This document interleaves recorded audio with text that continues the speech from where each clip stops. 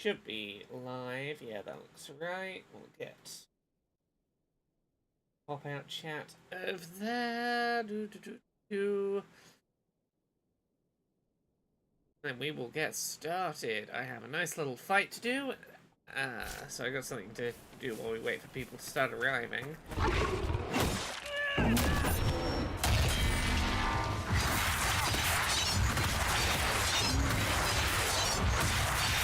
reasonably strong bear, friend.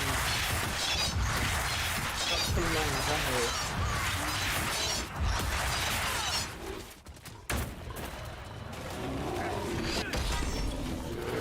I am definitely ready to go fight that dragon back in the hinterlands. When I get a chance.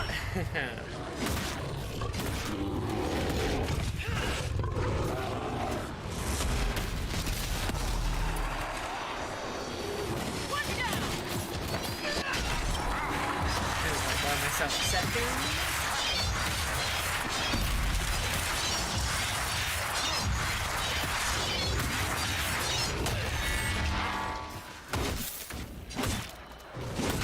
The lighting, you look like a polar bear, and I don't know why. Okay, no, you're sort of white and leathery. I was wondering for a second why a polar bear would be in this particular climate, but it's not quite. Oh, hey, the BT. Thank you very much for. There's a notification over it. Let's see. For the 41 months of sub, welcome back. Hope your weekend stuff went well. It did. I had a lovely weekend away with some friends. We played D&D and watched some terrible horror movies. We invented a cocktail called the Shadow the Hedgehog because it looks a similar color to Shadow the Hedgehog, and it'll get you fucked up real fast. I had a bunch of fun listening to a classic rock and emo of the 2000s. Had a lovely time.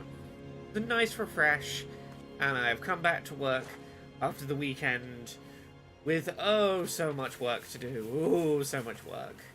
Hey, Elvenberry. How you doing? Hey, Evelyn Void. How are you? Yes, I've come back to work this week with all of the work to do, because I'm in the midst of preparing for Gamescom next week, and I will be honest, my Gamescom schedule is looking...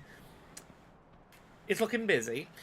So I'm trying to get as much prepared as I can before Gamescom starts. Yeah. This week is mainly get back from travel, sort out, like, unpacking and repacking, do a bunch of work, and then travel again. So I'm trying to do all my big deadlines this week. Oh, that is not a person you want to see in the recommended channels list. Ew, gross. Yeah, no, it's been a busy. Elvenberry, I'll try and describe the Shadow the Hedgehog as best I can. Actually, you know what? Give me a sec. I gotta remember what it was, because it was a spur of the moment cocktail creation. It was a little bit of blue raspberry vodka, a little bit of cherry sours, a little bit of spiced rum, and then Dr. Pepper up to the top. So, blueberry vodka, cherry sours, spiced rum, Dr. Pepper up the top. It was a deceptively easy drinking cocktail, in that the cherry sours is very sweet and, like, covered up a lot of the taste of alcohol. But then the spiced rum kind of tempered some of the sweetness, so it didn't taste obviously like there was sweetness trying to cover the alcohol.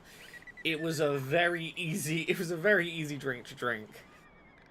Oh, blue raspberry is a great artificial flavor. Right, what was it? What am I even doing in this map right now? What is, like, my main quest in this area? Is it just I need to come do the unfinished business in the Emerald Graves for Cassandra, which realistically needs me to take out this this rift that's like level 20 that's on the way, and I don't know if I'm strong enough for that. I'm like level 16. I can maybe handle it. We'll try it. I'll save and we'll try. It wasn't the worst for next day's headache, but that might just be to do with the fact that one of my friends, God bless her soul, was very good. When we got to the part of the night where we were all just like screaming our lungs out to 2000s emo, she was very good at reminding us to drink water, and I was like, thank you, you're a darling. Yeah, let's save and try going this way. I don't think I'm ready for this rift, but we'll try it just in case. But yeah, my week this week, well, I didn't think I was going to be that busy this week, and then suddenly my week got real busy. Without going into specifics, one of the publishers I've had books published with before has another author working on a book, and it involves a couple of things that I am pretty knowledgeable about, neurodiversity and video games. So a few times over the last, like, year, they've sent me portions of this book as it's being written to go. You know what I like about you? How is this book so far? Are we getting the video game stuff right? Are we getting the autism stuff right? Are we making good autism analogies via video game analogies? So I had, like, an entire book to go through and make extensive notes on today. Let's just see what this dialogue is. Your boundless optimism. It's comforting that whatever qualities I lack, you'll invent for me, Varric.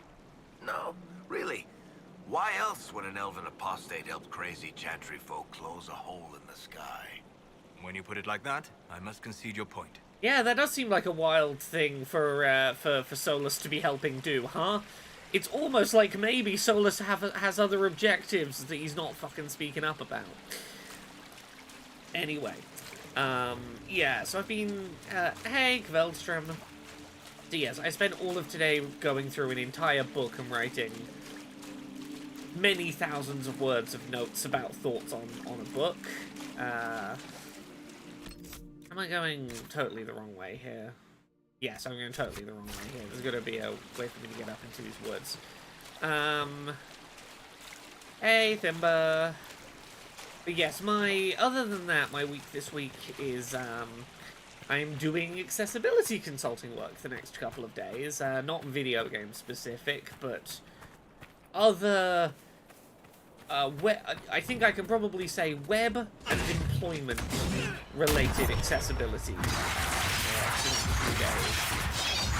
Which is fun, it's neat, but mostly what I'm doing is booking in Gamescom appointments and trying to get as much of my Gamescom work prepped before I go as possible. I might just try and get a couple of levels up before I go do that. Like, I'm fighting level 60, so I should level relatively quick. Thimba says, also Veilguard, Dragon Age Veilguard's release date is being revealed tomorrow alongside a trailer. Elvenberry says also a trailer. I'm so excited. I'm excited, but I will give the one thing that's really annoying me. So, that trailer, I believe, drops at 5 PM UK tomorrow, which is exactly when I have to be in a consulting call for, like, 2 hours. So I won't get to see that trailer when it goes out live, but I'm putting my prediction out right now. Let me double check the calendar because I wanna make sure I remember this date right. I'm going to put my prediction. I genuinely have no insider information on this. I'm putting my prediction on either October 25th or 29th. I would, if I had to pick, October 29th. October 25th if I'm feeling generous. That's my guess for the release date. I mean, it's not new for a release date to have a release date, you know, this is not the first of those. The Rook in the trailer picture looked so good, the facial hair looked amazing. So yes, there's a couple of screenshots from the trailer that BioWare have put up, and the thing that has me most excited about that is in-game character model, not CGI initial teaser, Tash. We're gonna get to see cool behorned character. We're gonna get to see my best one, and I am excited. I'm excited to see in game what you like. So yeah, I'm looking forward to seeing that trailer, even if I'm not going to be able to see it live.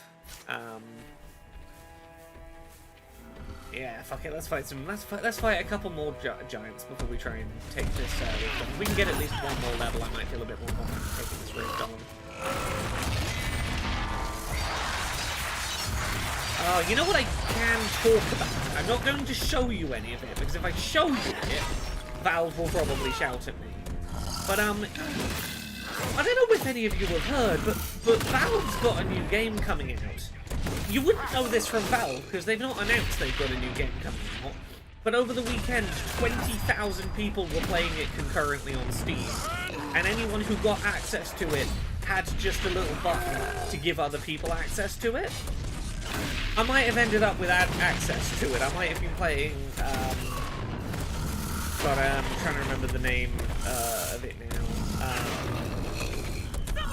Why can I not remember its stupid name? It has a stupid name.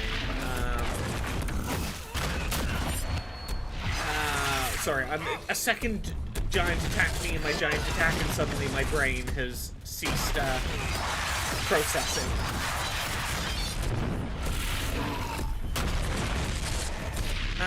Dead something, deadlock? Deadlock?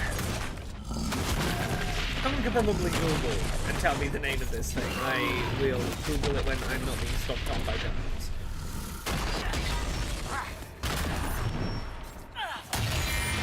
Oh, come on.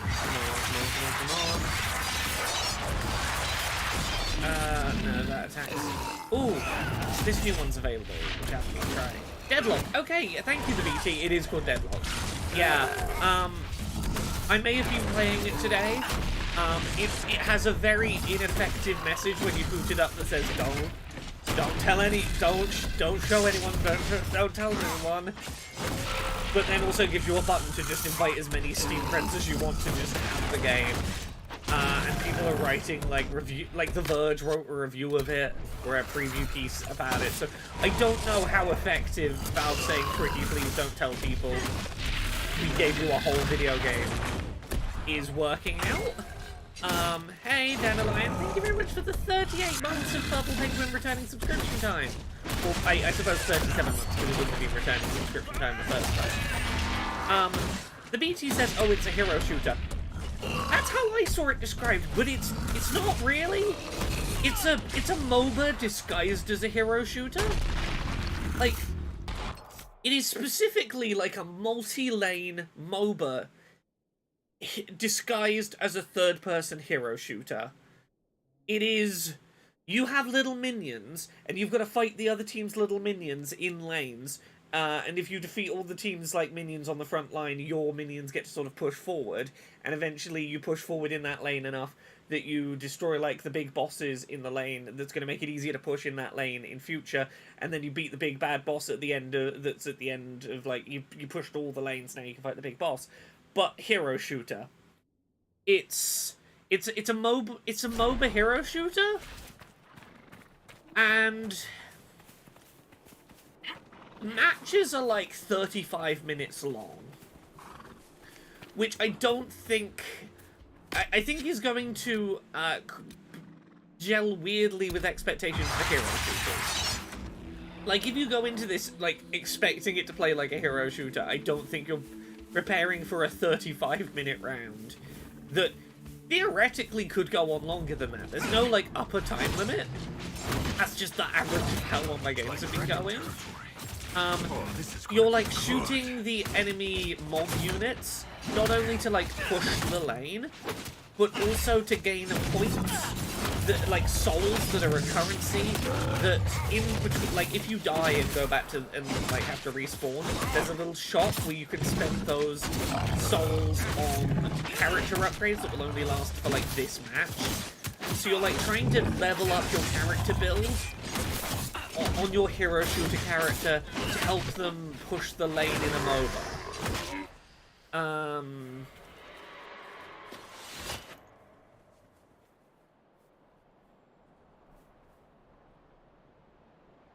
Thimba, I'm honestly not surprised to hear that the protagonists of the Like a Dragon show are being told not to play the games.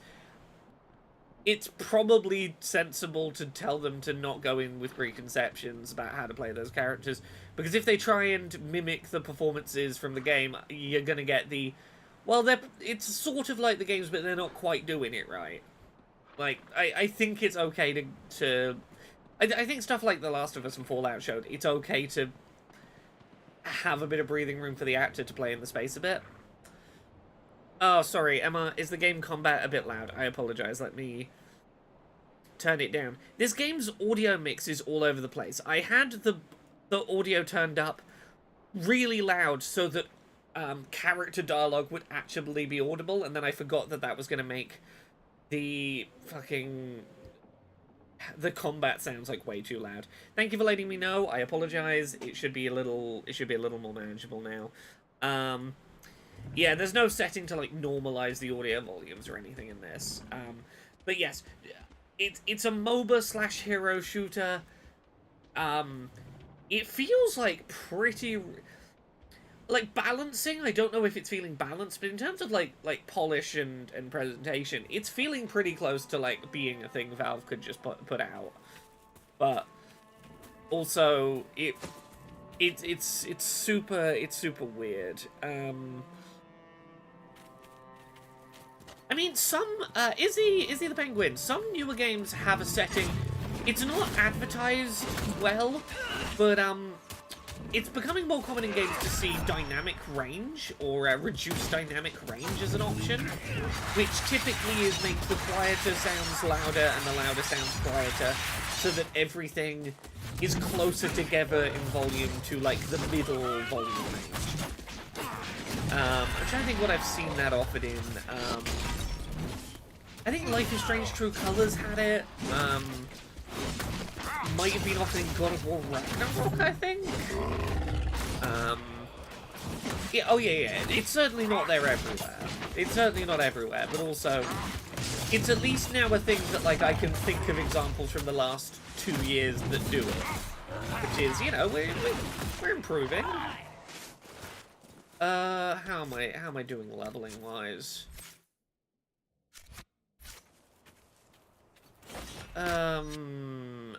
Do I even try and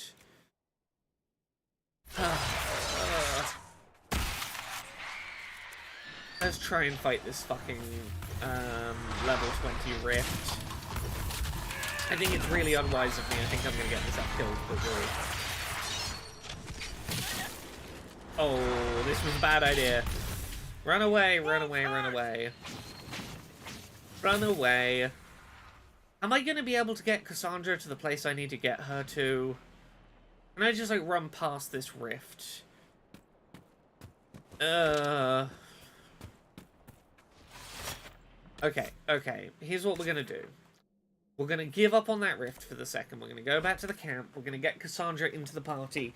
We are going to attempt to run past that rift without fighting it, in order to get Cassandra safely to her little quest location.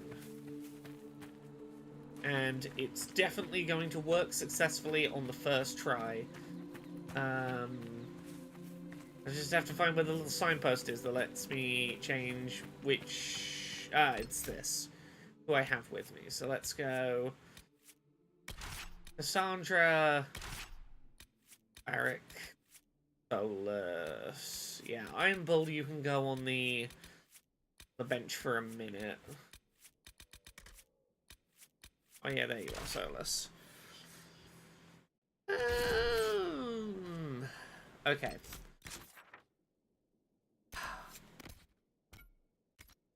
We have you in the party, Cassandra, do we? I think I did it, yes. Okay. Oh, I gotta, at the very least, level up Cassandra a little.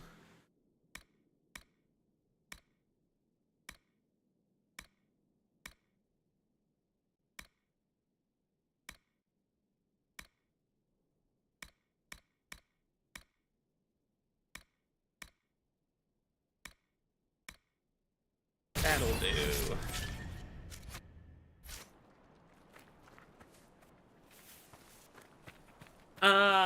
Cass, my apologies. She's not going to be in the party for long. Confusion hopefully won't last too long.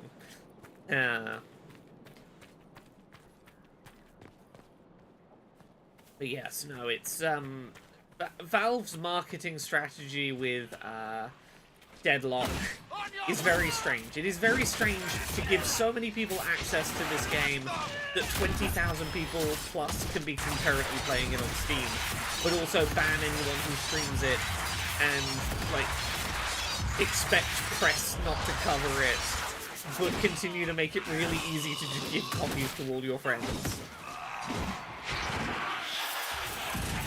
Maelstrom says, you inspired me to pick up last year's playthrough of Dragon Age Inquisition, so I blame you for the 4 open wiki tabs. I'm sorry I was gonna say bad influence. I'm not a bad influence. You want to do this. This is... Look, you've needed barely a nudge. Barely an influence here. Right. Oh, I'm still gonna have to fight through that area with the giants. Can I just run past here and just not engage with any of this? Exactly, a mild enabler. You really spend most of your time in the Fade? As much as is possible. The Fade contains a wealth of knowledge for those who know where to look. Sure, but I don't know how you dream, let alone wander around in there. Especially when the shit that comes out of the Fade generally seems pretty cranky. My understanding is it's less So cranky humans, while it's in the Fade. But we continue to interact with them when we must.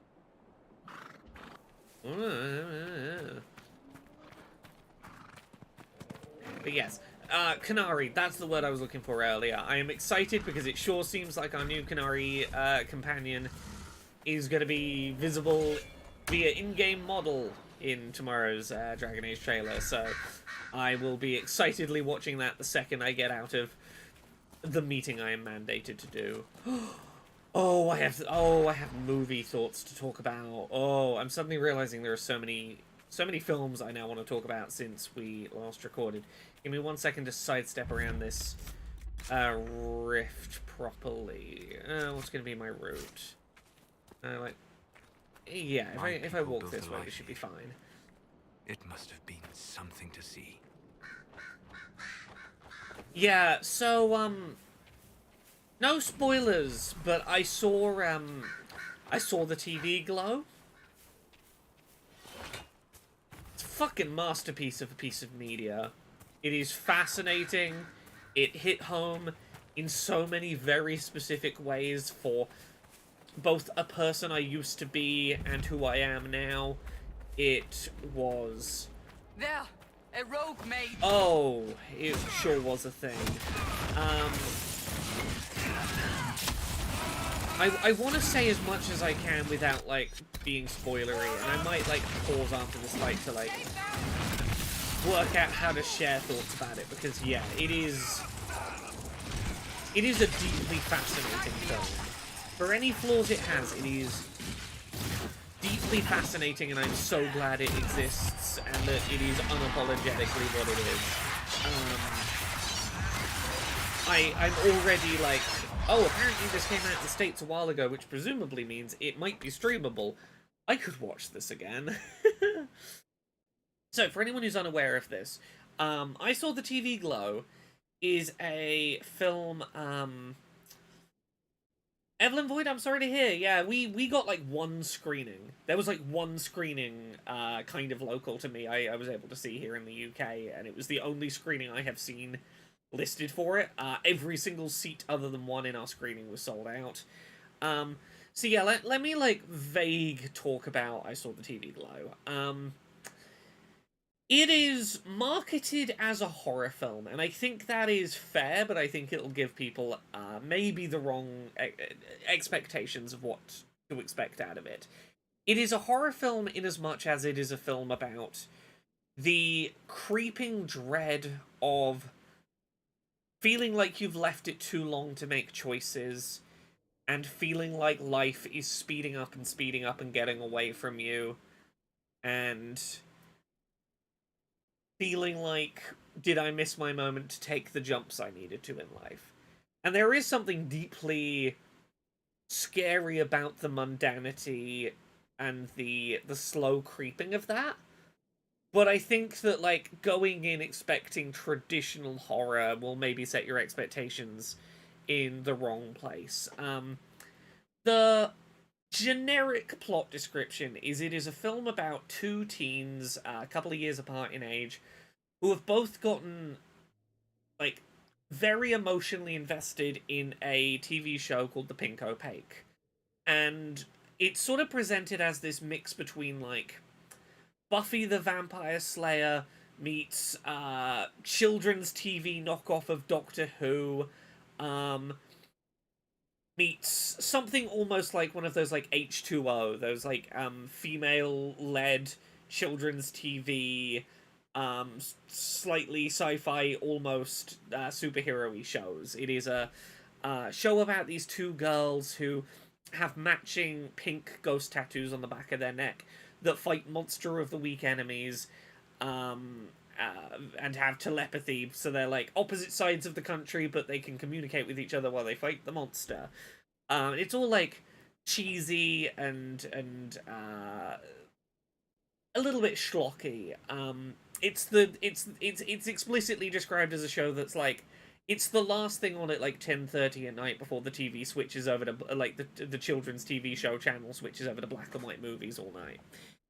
And it is fundamentally a story about the lives of two people who get very into this TV show. One of whom is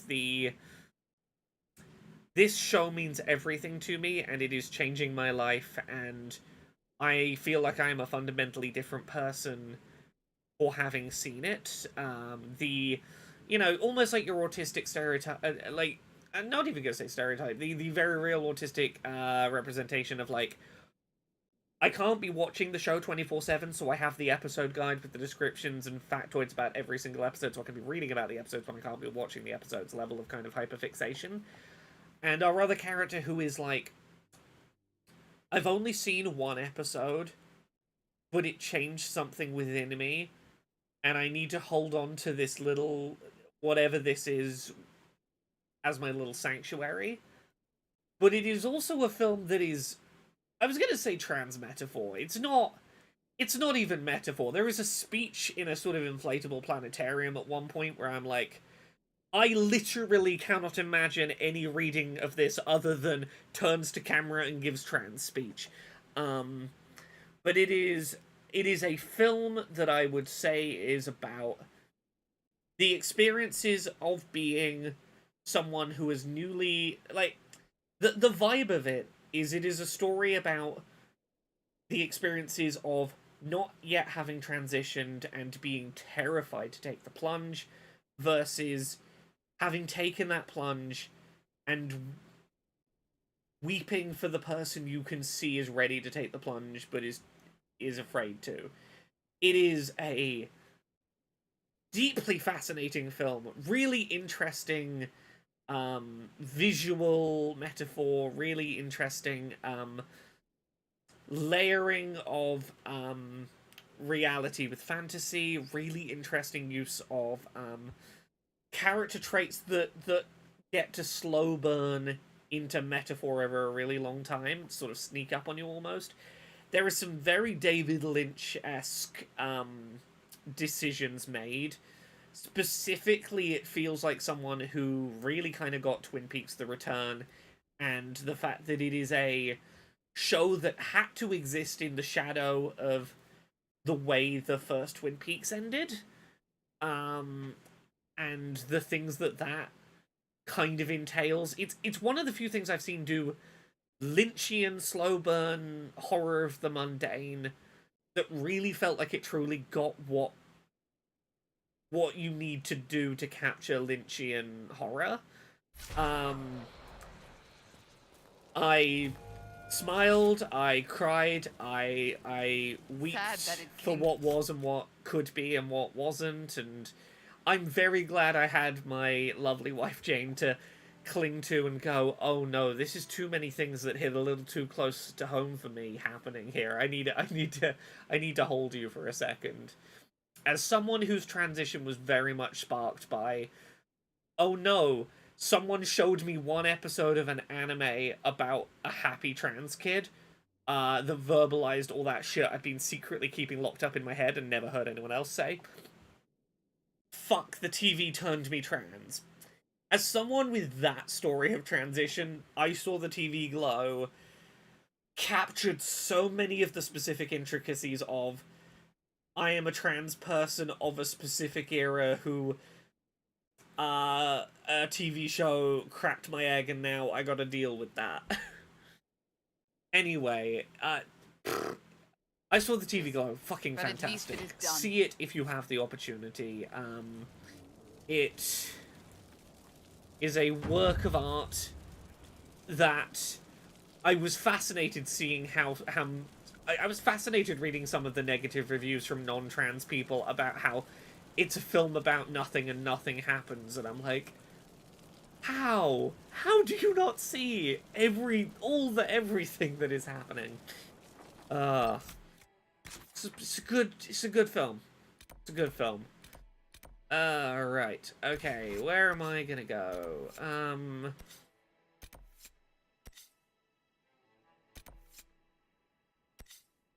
Okay, well I have Cassandra in the party right now. Do I just go finish off Cassandra's quest? Maybe. Doesn't seem like it would be that hard. Oh, I can't go here until we destroy some rocks or something? Well, there was like a poisony error I couldn't go through.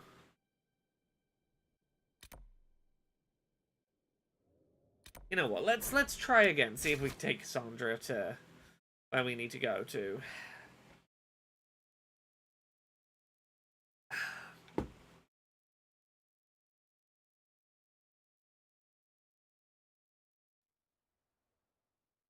You can tell we're getting close to,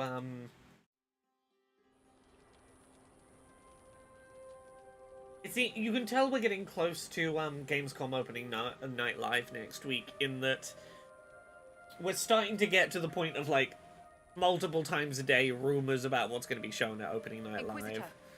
live. Okay, where am I trying to get to? I'm trying to get to here. Presumably I have to go this way. Let's try.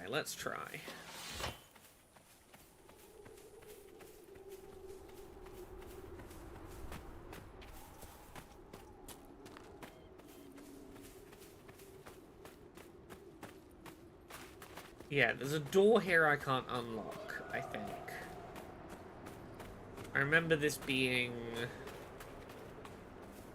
part of the problem, and I can't go around it yet. Or can I? We'll try. I might have to go through that poisoning area that was killing me. That might be it.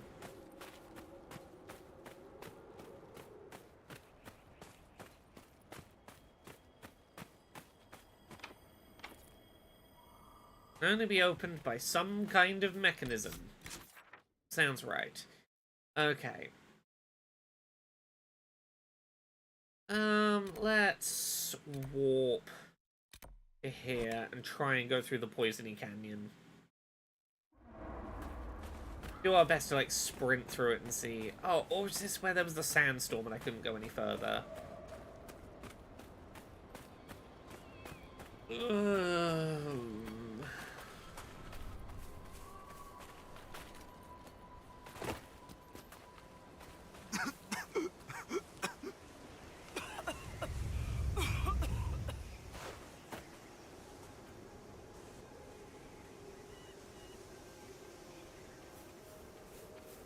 Yeah, this is the problem, isn't it? We can't go. Can I just ignore the miasma? Can I at least just, like, run around it this way?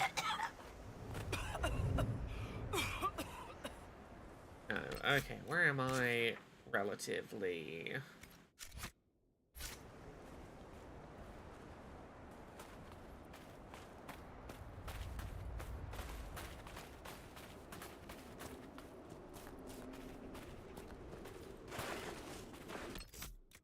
Already slipping down. Is there any way out the back of here?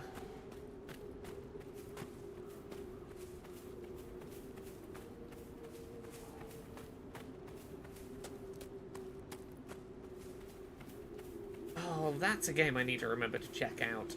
One of the games that looked really neat in the, I think it might have been in the Latin American Games Show during Summer Games Fest. Desvelado? Turn off the lights, dodge the ghosts, and go to sleep as soon as you can in this handcrafted 2D platform experience.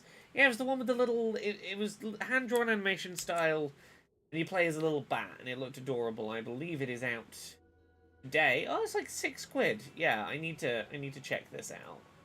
I'll stick a link in chat for it. This has been on my radar of things I need to check out because they looks pretty cute.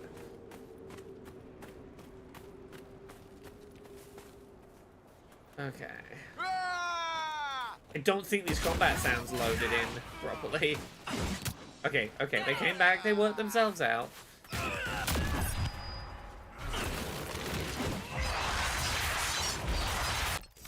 Okay, am I...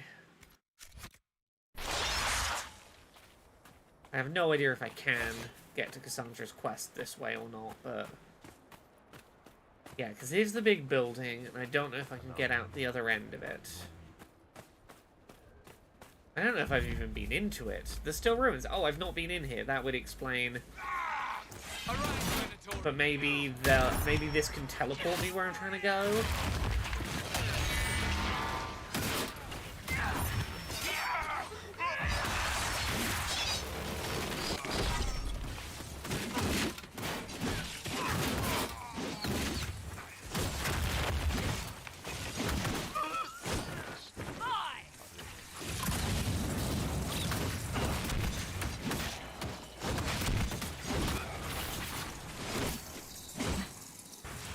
Okay.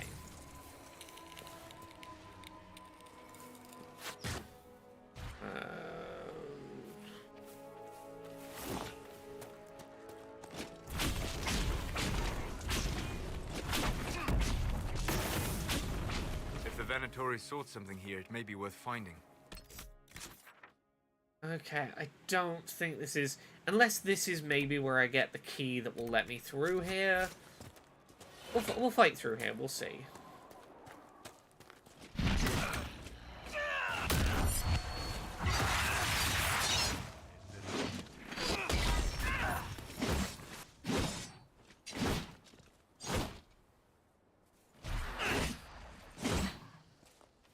Is #blood, is that one that's just recently released by any chance? I think I might have seen someone playing it. It looked interesting. If it's the one I'm thinking of, I need to. I'll look it up in a sec.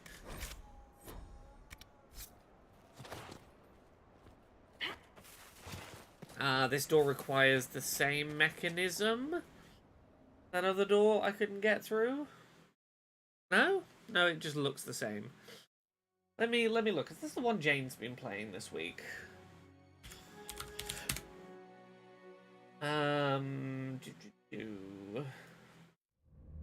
Oh no, this is not the one I'm thinking of.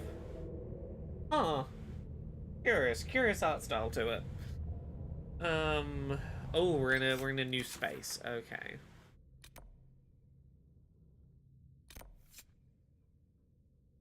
Vinter Relic Hunt.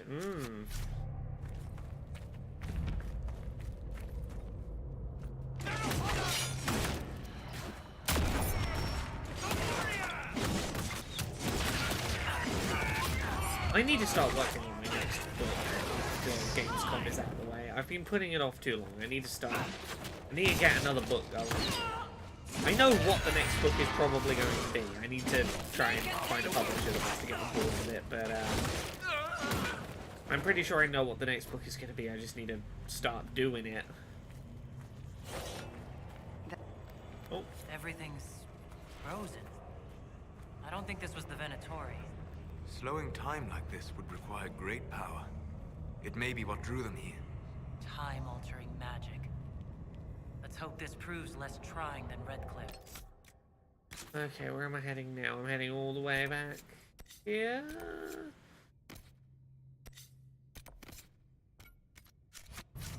Okay, we'll see. Yeah, I want to get started on... There's a book I want to get started on because I know I have limited time to do it. I think I've talked about this before, but I want to do a book on... a very in-depth book about the history of video game accessibility.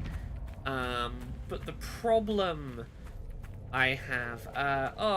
Karagosa, have a good rest of your evening. Have a good one. Yeah, the book I want to do... Being a history of video game accessibility, I want to interview a bunch of people who were involved in early examples, or like, you know, early through modern examples of video game accessibility, about the things they did and how they did them. But a lot of the early people involved in, like, the earliest years of video game accessibility are dead, and have been for many years, because some of the things I want to talk about in that book stretch as far back as, I was going to say 1950, but I think there's an earlier example now. I think 1947 is the earliest example I would like to talk about, which would require the person to still be alive at 93, which they are not. Well, no, because that would assume that they were zero, like the day they were born, they invented an accessibility thing. They would be well over 100. So I'm very much needing to, like, if I'm gonna do this book, I gotta get on with it. This must be it. Hey, Echo, how you doing? Yes, even people who were, like, instrumental in doing accessibility stuff back in the 80s, let's say they were, like, 25 in 1980, you know, they're gonna be, 65 now. Like, I gotta get on with this book if I want to do it.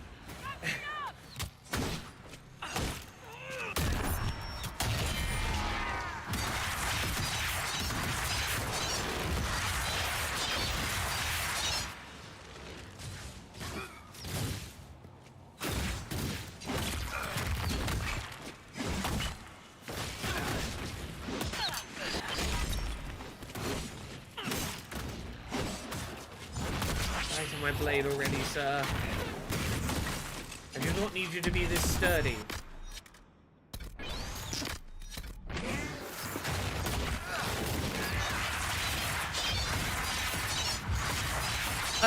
Post-Wall says, I love this game and franchise. Are you excited for the Veilguard? I am very excited for Veilguard. I am very intrigued by a lot of what is going on with it, and Veilguard is a game I'm very ready for that game to be out.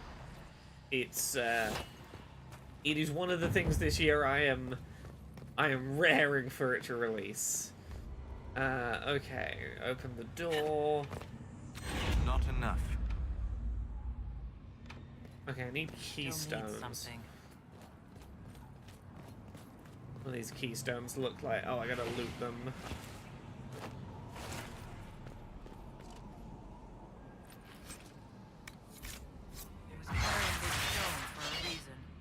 It bears a distinct pattern.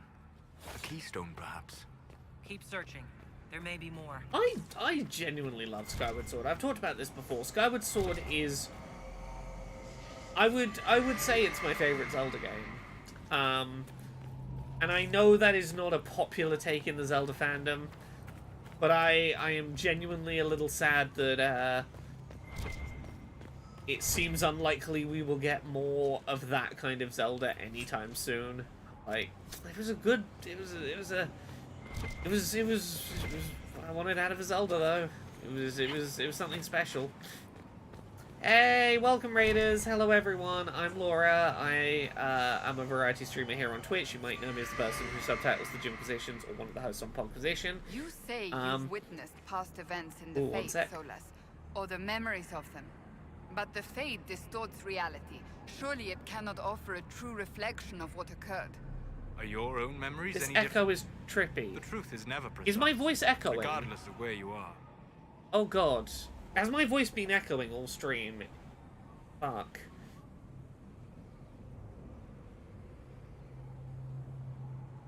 No, I've been fine? Okay, cool. Doesn't sound echo. I panicked for a second. It seems to all be good. What was I saying? Yes. I was talking about before all of you came in for the raid. Valve has a new video game coming out. They've not announced they have a new video game coming out, but me and Steph might both just have copies of it. It had 20,000 concurrent players over the weekend, but I'm also not allowed to show you it, despite the fact it very clearly exists. Oh, just hearing me in an NPC talking. I always worry when someone new comes in and says something where I'm like, oh god, was everyone being polite and didn't tell me I had tech issues? I made an attempt. Okay, we got one more keystone to find. Yeah, how you all doing today, Raiders? How have you all been? I spent my weekend largely watching films of varying qualities, ranging from I saw the TV glow, a truly fucking transcendent experience, down to Borderlands and Evil Bong 3. As well as the surprisingly, genuinely pretty good Winnie the Pooh Blood and Honey 2. Which is maybe the game the film I want to talk about most right now, having already talked about I saw the TV glow. So here's a fun thing. The original Winnie the Pooh Blood and Honey, kind of trashy horror film, very clearly rushed out to be the first one to make a Winnie the Pooh horror film to capitalize on the public domain status of the character. Largely didn't involve, like, the opening involved Christopher Robin, but very quickly it became, here's a generic group of 4 girls getting murdered in the woods who have no connection to Winnie the Pooh and are an excuse to look at tits. And here's the thing about Winnie the Pooh Blood and Honey 2. Clearly not having to rush to try and be the first ones with a Winnie the Pooh horror film out the door has done them a lot of good. They learned a couple of key lessons from that first one. Canonically, the first Winnie the Pooh Blood and Honey, the events you see watching that film are not actually what happened to Christopher Robin, etc. What you saw was a schlocky, cheaply made, kind of tacky horror film about the events that happened to Christopher Robin. The sequel is much less pandery, much more like, hey, we thought of an actual excuse and an actual plot for Christopher Robin to be going through that isn't just, he used to know Winnie the Pooh, now Winnie the Pooh's a murderer. Like, they created their own, honestly quite interesting Christopher Robin backstory content that much better justified having Winnie the Pooh's trying to murder Christopher Robin. It was pretty good. It genuinely seemed like an attempt to go, okay, we shit something out to have something before anyone else. We recognize that what we put out was kind of shit. Can we, like, give it a second go and make something better? And I respect that. Is this what they were after? Terra, everything's fine for Barbella and her friends. Honestly, I have no idea. I don't know what happened to Barbella and her friends at the end of Last Dice Funk. I don't... Oh, I think I know what it was. Did it involve, Barbella going and meeting a fish who's a real asshole? Yeah, Evelyn Void, like, the first... Winnie the Pooh Blood and Honey, the first one, other than, like, the first 10 minutes... It could honestly be any slasher film that they stuck Winnie the Pooh crying tears of honey into. The second one actually justifies its existence in a way where I'm like, you know what, actually, you won me around. That was pretty good.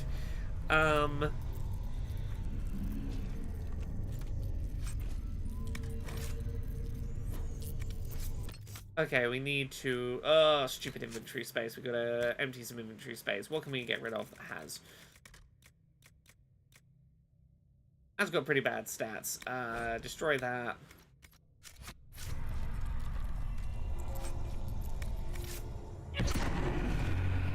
But yes, films that, like, I had an interesting time with but wouldn't recommend to anyone. I have a group of friends with whom I am slowly working through a series of films called the Evil Bong series, about a evil haunted magic bong that does evil horror movie stuff. I wanted to hear. It's not a series I would recommend. But if you're in the mood for, like, drunkenly watching some truly terrible films, I'm kind of invested in their... despite the fact they're terrible, the world building, they put some effort into the world building.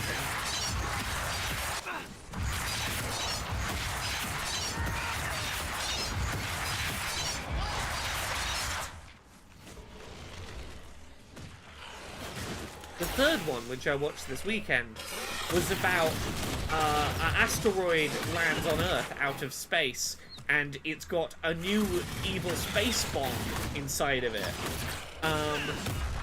Is it so bad it's good, terrible, or just terrible, terrible? It is so bad it's good, terrible, with the caveat of, like, particularly with the second one, you've got to kind of brace yourself for a couple of moments of, oh, that's really not okay. That's a bit much. You get a couple of those mixed in with, look, when it's not a film from 2002 trying to be edgy and, like, going a little over the line, 95% of the time, very good, stupid fucking comedy horror. But yes, the second one was the third one, which we watched this weekend, which had very little of the stuff I would have to apologize for. Asteroid comes down from space, opens up, there's an evil space bong inside. So the gang has got to get back together and go get the original evil bong to help fight the new space evil bong. And the space evil bong, here's his dastardly plan to take over Earth. Anyone who smokes out of the space bong gets transported into his, like, magical dimension inside of him, in which he's gonna stick a pump on your penis and suck all the jizz out of you to make an army of evil space bong / human hybrid army to take over the world. So if you smoke the space bong, he's gonna milk you. He's gonna milk the jizz right out of you to make his army. It is impossible to take it seriously as a film. It sure is a thing that exists. I'm almost at the point. This series has a crossover with another terrible horror movie franchise called The Ginger Dead Man, about a gingerbread man, but he's evil. This is a film series that includes, I believe, Steve Buscemi as a major character in the Ginger Dead Man films. Evil Bong versus Ginger Dead Man exists, and that's what I'm trying to get to, is to have seen enough terrible horror films to watch Evil Bong versus Ginger Dead Man. How can sperm be turned into an army? I don't know. Ask the evil Bong. I don't claim to understand his evil space magic. Hey, Phoenix, you've joined us at the most bizarre time you possibly could have done. But it's fine. We're playing Dragon Age and talking about evil space bongs. Where am I going? Where am I going to get back to? Oh, it's the rift in the middle. Cool.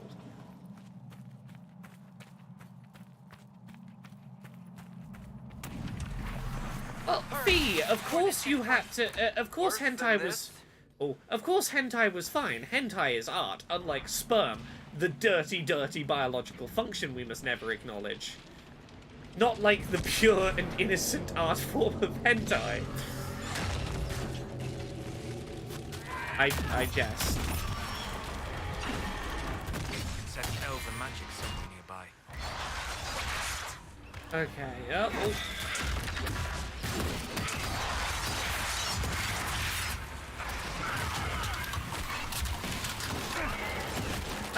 Ice demon, stop ice magicking me. Fuck off.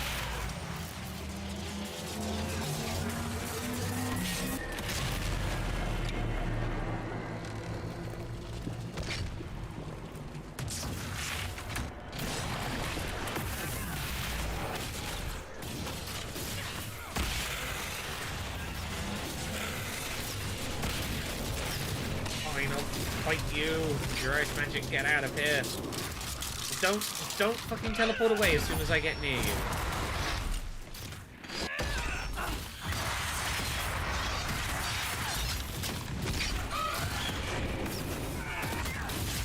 Oh, I haven't watched it yet, but I found a new terrible movie that's going on. It's not a horror one, this one. That's going on my terrible movies to drunkenly watch with friends list. I need to find what it was called. Something about a goat. Goat Story. Goat Story. Give me 1 second. I'm going to show you a brief supercut of some clips from the movie Goat Story.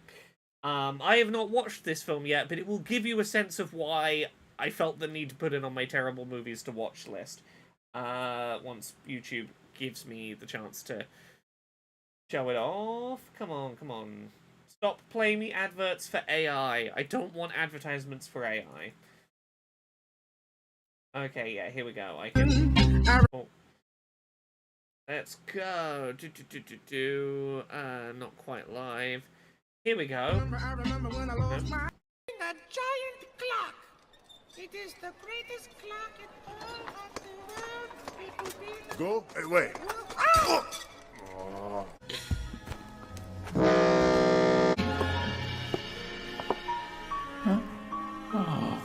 Jimmy, I know nothing about this film other I'm than sorry I ate the plans. these out of context clips I have stumbled upon. Where is Max? Oh! What's your problem? Thanks. This was the clip that sold me. Would you like another nail, sir?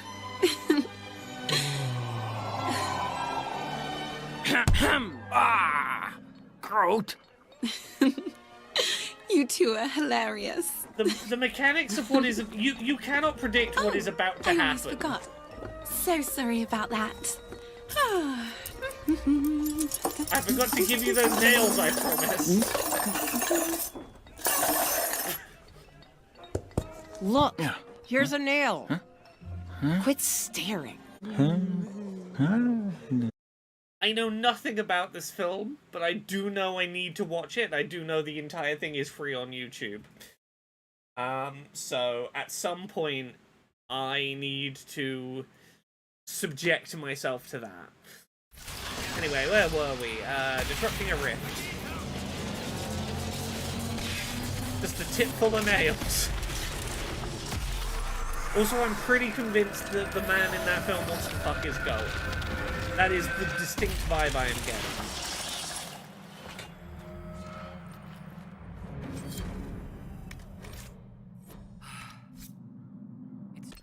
Oh, I need more stuff out of my inventory.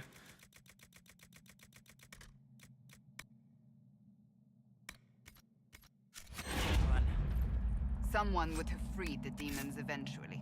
At least we were here to stop them. Yeah, but how? Yeah, but Cassandra, that doesn't help me get through that door to the place that I need to get That to. should help ward off demons. Ah. Yeah, Solus, that'll help ward off demons. It'll strengthen the veil, that will, Solus. I'm glad you're here reminding me to strengthen the veil, Solus. Whatever would we do without you? Solus. Sure wouldn't strengthen the veil. We sure wouldn't get that done without you.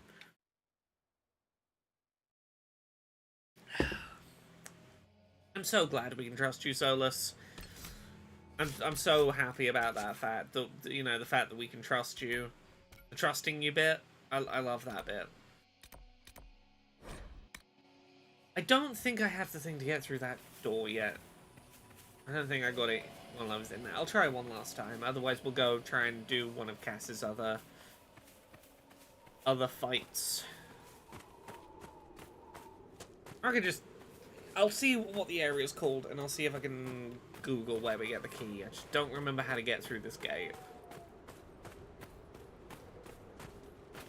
I'm sure it'll be a reward for doing something completely detached from this.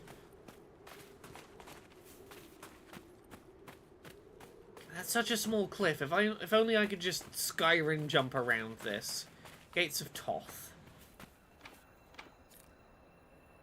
Okay, Google, help me. Gates of Toth. How to open.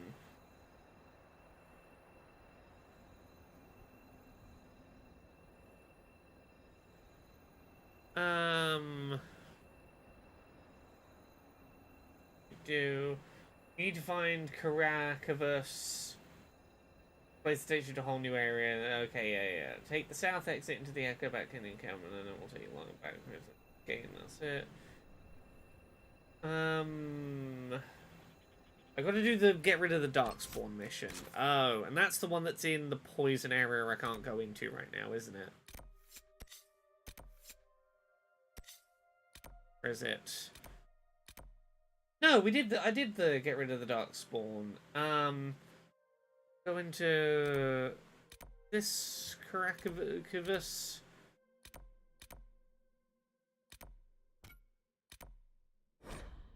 This is Griffin Wing Keep.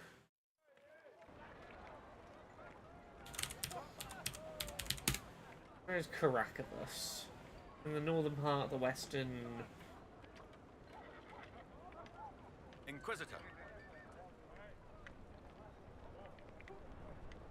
Okay, so do I just need to be going further north here? Or again, is this I can't go here until I can get through that stupid poison? Okay, let's go down here. I'm guessing it's go further north, and then there's a way back down this way.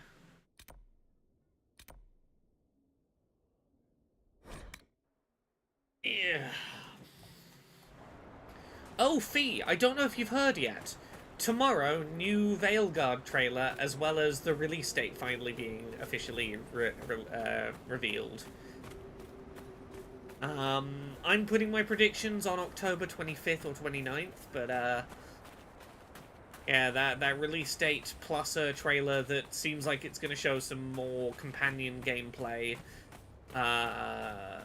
including possibly some Tash gameplay, which would be cool to see.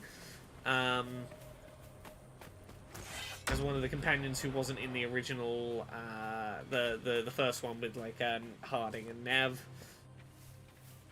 Be neat to see. He says, I'm putting my predictions on me being insufferably excited. That sounds like a fair prediction, honestly. Actually, no, it doesn't sound like a fair prediction. Because that would require you to be insufferably excited. When there's no amount of excitement from you about Dragon Age that would be insufferable, it's all delightful and charming. Hey, Incompetent Hero, thank you very much for the 24 months of sub. Happy Wednesday, bought this game this morning for $3 Canadian, which is insane. Even if I don't end up liking it, it's worth the attempt. Yeah, they've really been discounting the old Dragon Ages to get people ready for Veilguard. I think there was a point recently where you could get all of the past Dragon Ages up to Inquisition for a tenner. I was like, that's a pretty good deal. It's a pretty good deal.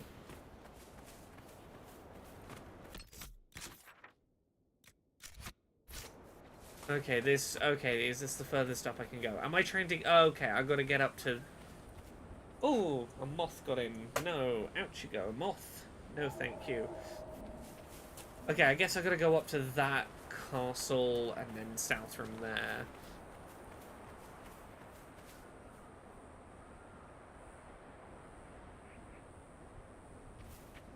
Tara says, I predict some people will find a way to be mad at the existence of LGBTQ plus people and people of color. Oh, they already are. Man who I'm not gonna name because he doesn't deserve the fucking attention, but shitty Gamergate 2.0 man, got very upset that, in his words, there's not a single straight character in Dragon Age Veilguard. Not a single straight character. They've erased straight people from existence in Veilguard. The horror, the terror. Grumble, grumble, grumble.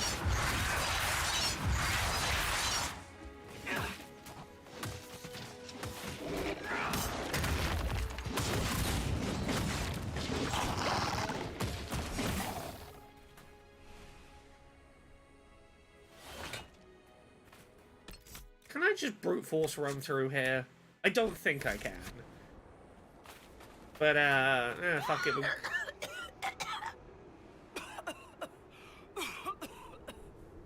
Fucking cover your mouth. At this point, yeah.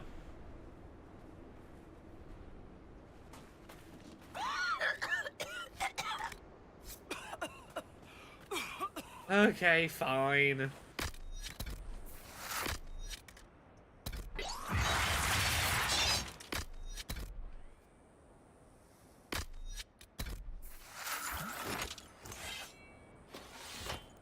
Okay, so this area is...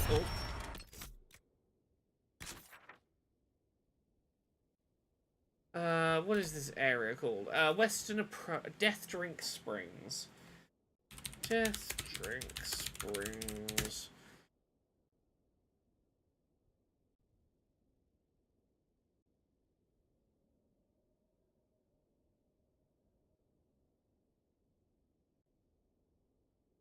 Oh, there's a war room mission I haven't done that clears out the gas. Is that it? Okay. Well, then what we're going to do for now is we're going to go back to... Go back to the hinterland, to the Skyhold. Oh, am I not allowed to? Oh, I'm in combat mode. We'll go back. We will try and find the correct war table mission for this. We'll come back here, having spoken to everyone.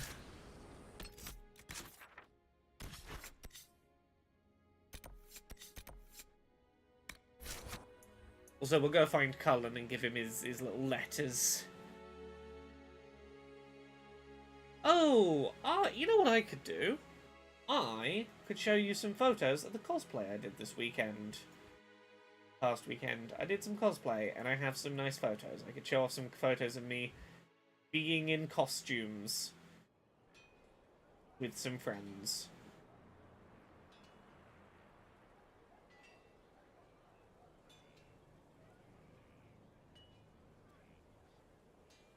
Let me see. What's a good picture to share?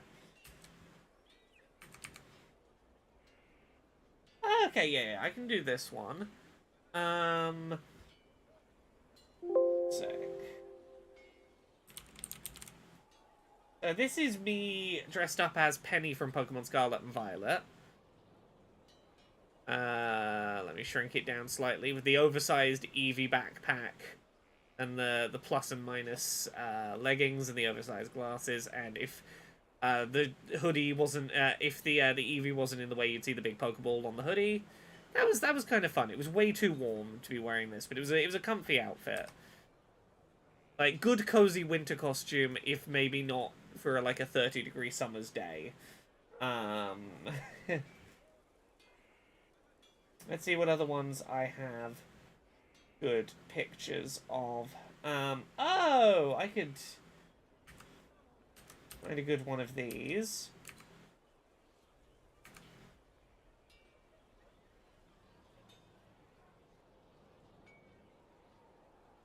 I've got Mighty Morphin era Pink Power Ranger. I can shrink it down a bit. Yeah, look at that. Complete with Morpher, wrist communicator.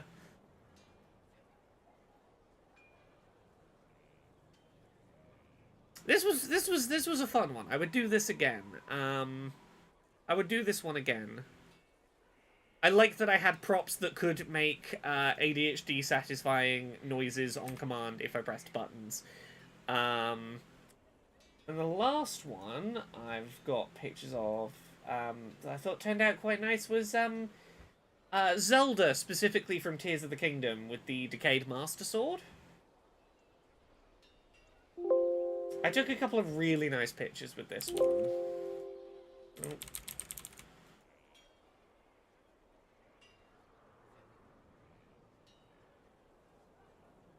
Yeah, look at that. Complete with Tear of the Kingdom around the neck. I thought the wig and ears turned out pretty well. And Decayed Master Sword prop.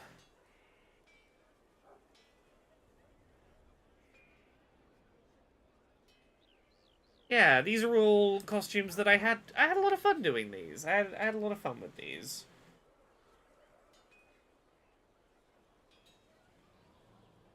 That was my weekend. Right, what am I doing here? I'm going to the war table. I'm gonna go to the war table first, because otherwise I will forget what I'm doing at the war table. And then before we leave, I will remember to do the rounds talking to everyone and handing in that quest to Cullen.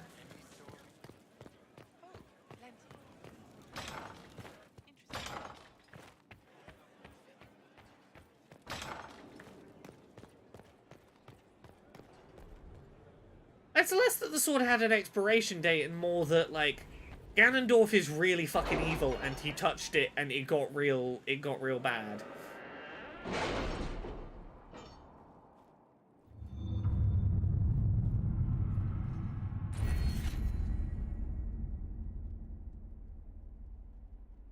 Okay, I've got an Inquisition perk. What ones have I got? Are there any other talking... Are there any other of the talking ones I need to unlock still? No, I think I've got all 4 of them. Yeah, I've got all the ones that get me more dialogue stuff. Let's grab that.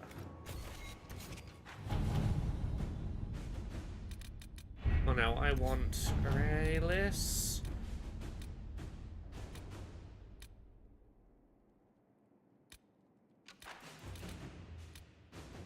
Ooh, crossing the sulfur pits. That's the one I want.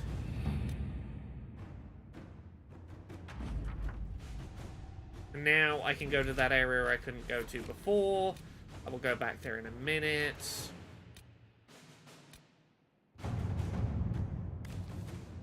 Sure, while I'm here, gather metals. Let's just get some of these out of the way. Hissing wastes resources, sure. Inquisitor. Because otherwise I will forget to set more of these, so I might as well just At your service. get some of them on the go.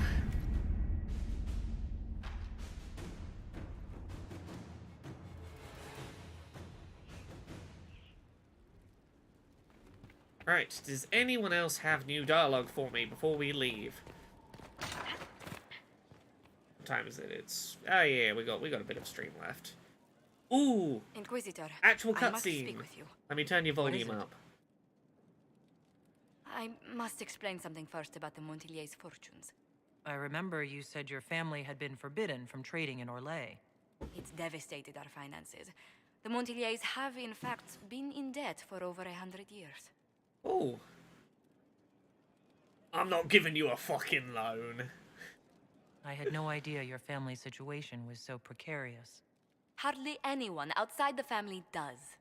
For generations, we've done everything to keep creditors at bay. Sold our lands to stave off interest. I have some chocolate. It's just... that I can have. It is infuriating to see my family still reduced to this. I'm to become head of our house. If I sell any more of our land, my family will become destitute. That cannot be my legacy to them. That's what I've got. But you're not actually poor. Most people worry about their next meal. Never mind an estate. I'm not blind, but I worry for my family. My foolish sister Yvette with her daydreams. My brothers trying to rebuild our fleet with their own hands. Is it wrong to hope they never know hardship? Can I just say, look, I love Josephine as a character. I fucking love her. But she does talk the way that billionaires talk about money. In that she's like, well, I know that there are people with less money than me, but is it wrong for me to wish that, you know, my brother could rebuild the fleet by hand without having to worry about money? And I'm like,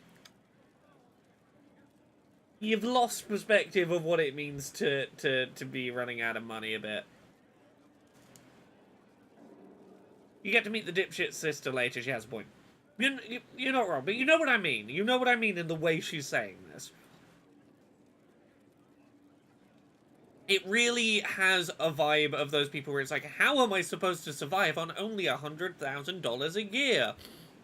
That's poverty territory. Is there anything I can do? I'd almost solved our problems. For a while. I negotiated a chance to reinstate the Montiliers as landed traders in Orlais. We could rebuild with that. But when I dispatched paperwork to Val Royeaux... I do agree with you. Oh, absolutely, but also hearts, Josephine. And the documents restoring my You're family's correct. trading status. You're correct. Destroyed. Oh no. Do you have any idea who murdered them? Leliana made inquiries that bore success. Comte Boisvert, a nobleman in Val Royeaux, claims to know who killed my messengers. He has a request that you come when I meet him, so he's seen publicly conferring with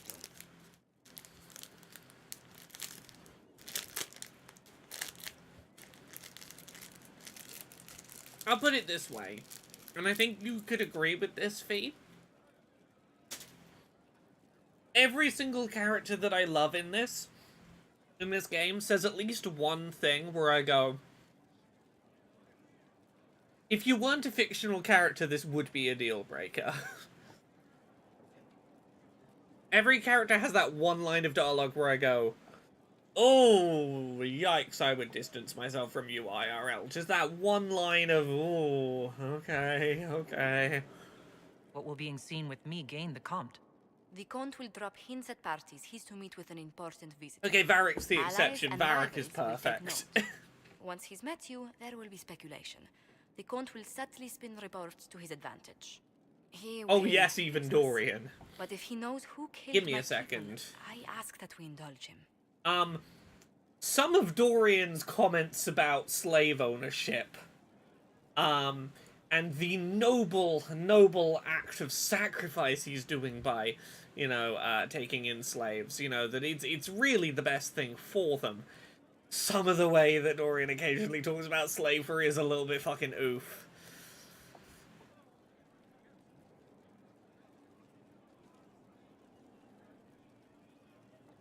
If that's what it takes to get to the bottom of this, I'll meet this Comte with you.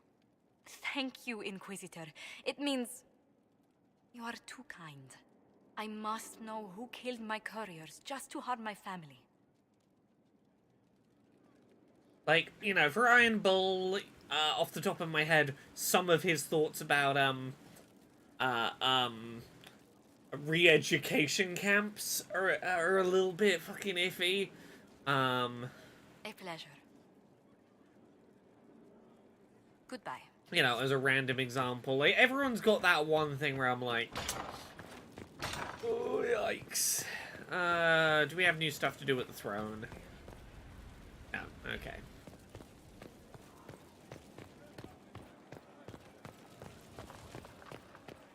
Hey, Varric, you got anything new going on? Something you wanted to talk about? No, Carry you're on. good.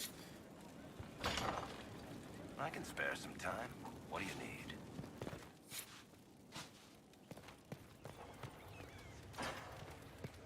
Hey, Charlotte, you... Inquisitor. Oh, cutscene. Do you have a I moment? do.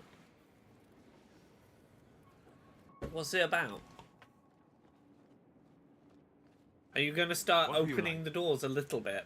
Before the anchor. Has it affected you? Changed you in any way? Your mind? Your morals? Your spirit? Does having access to opening and closing rifts in any way change you as a human being? Just asking out of curiosity, not for any personal interest. I don't believe so. Fee, I Why do you agree ask? that Vivian's aesthetic is the You only show wisdom I have positive not seen factor. since my deepest journeys into the ancient memories of the Fade. Oh, are not what I Are expected. you wondering if I'm only like this because I've got a bit of the Fade in my hand? I don't think of myself as different from anyone. Perhaps not in the form of your body, no. Qunari are savage creatures. Their ferocity held in check only by the rigid teachings of the Qun. I'm not... But you have shown a subtlety in your actions. A wisdom that goes against everything I know of Hey, your Solus, that is the most fucking backhanded compliment you could possibly give. Your people are fucking savages, only held in line by their religion, but like... You're not religious, and you're not a fucking savage. Is it because you got magic in your hand? Because I like the magic, and some of it's in your hand. Were you always, like, a decent person, or are you only not a savage because of the fucking magic in your hand?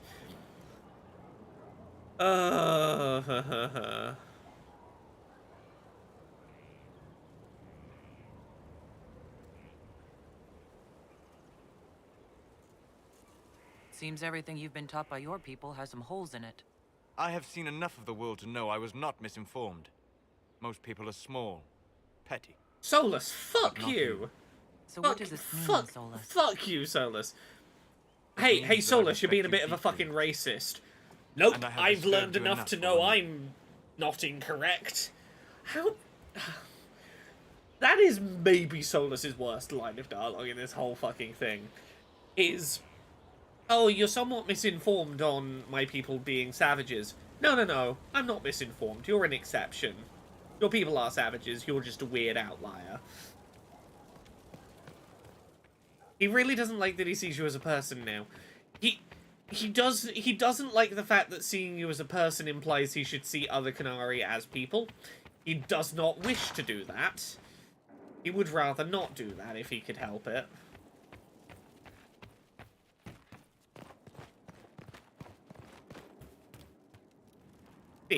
Fee says, I might have a bunch of blue fabric sat around for a reason. Looking innocent. I mean, yeah. Oh, part of me wants to put together a Dragon Age cosplay before Veilguard's release. I have an idea in mind of something I'd like to put together, maybe to wear on stream while streaming Veilguard. We'll see. We'll see how it turns out. We'll see how it comes together. Okay, let's quickly try and run around and finish seeing everyone. Solus. We must stop the Wardens from carrying... to seek out these old gods deliberately in some bizarre attempt to preempt the Blight. And calling the army of demons... The demons are nothing. A tool that gets... That's not the point. The Blight is not something one smugly outsmarts. Is that so, Solus? Yeah, one does not simply fuck around with the Blight and the Fade and old ancient elven gods. You just don't do that, Solus. You're right.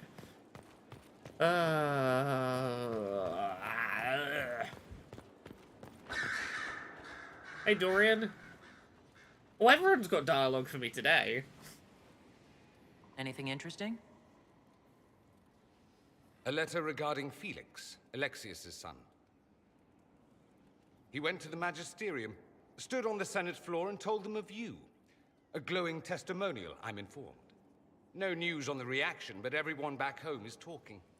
Felix always was as good as his word. Was? He's dead. Oh. The Blight caught up with him. Oh, Tara, don't worry. Anytime Solus says fucking anything, I'm ready to shade him. Look, I love to shit on Solus. He's fun to hate. He's a fun target to get snarky at. Are you alright? He's easy to snark at. Thus on borrowed time anyhow. That doesn't mean you can't regret his death. I know. Felix used to sneak me treats from the kitchens when I was working late in his father's study. Don't get into trouble on my behalf, I tell him.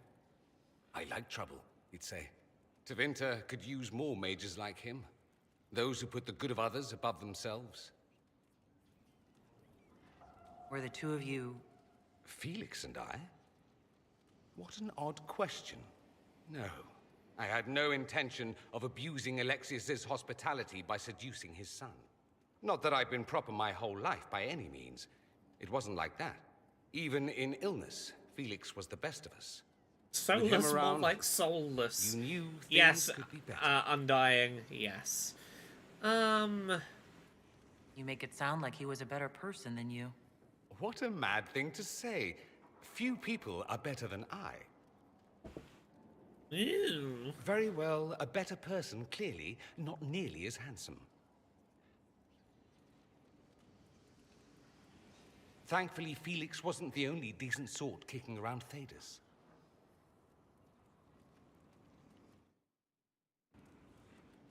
Are you done, Dorian? Always with the questions. What will people... You know where I'll be. That's alright. No more questions. I was just checking whether you had anything else going on. Okay.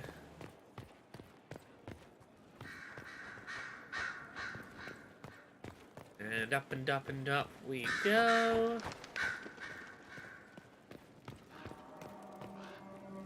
Silveric knew where the champion was all along. That's the last time we sent Cassandra to interrogate. I'll leave you to your... Is that everyone up here? I think it is. Run around to talk to all the outsidey folks very quick.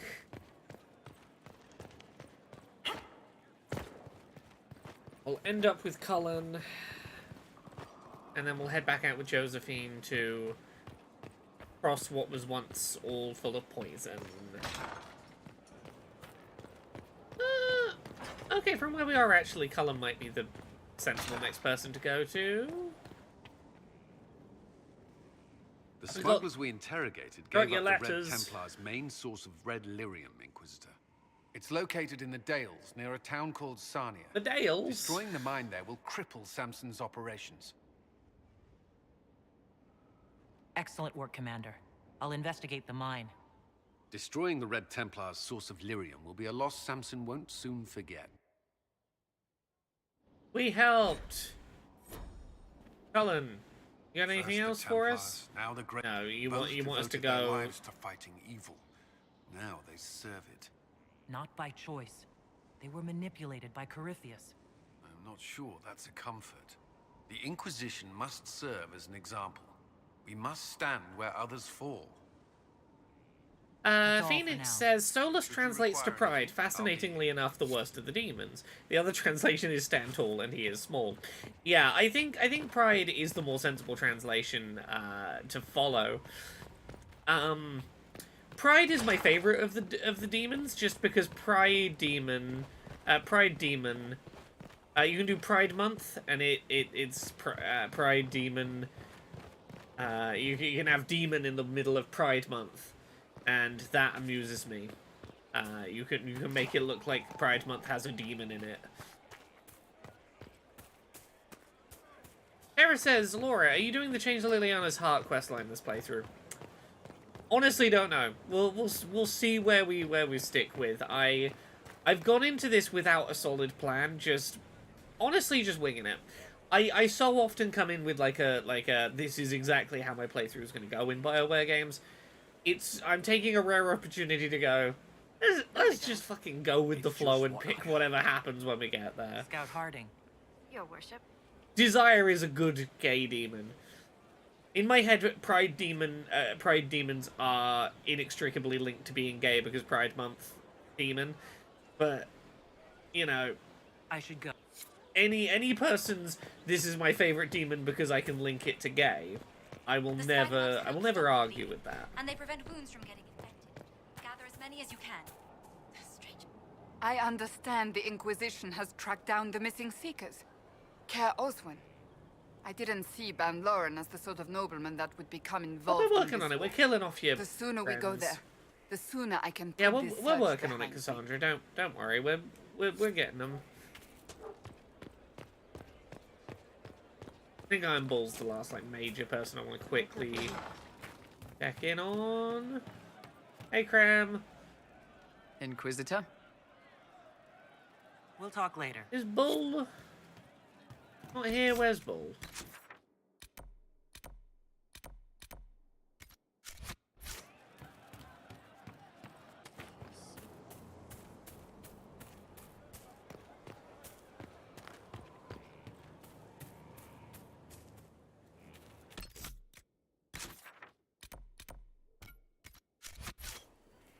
Are you upstairs, Bull?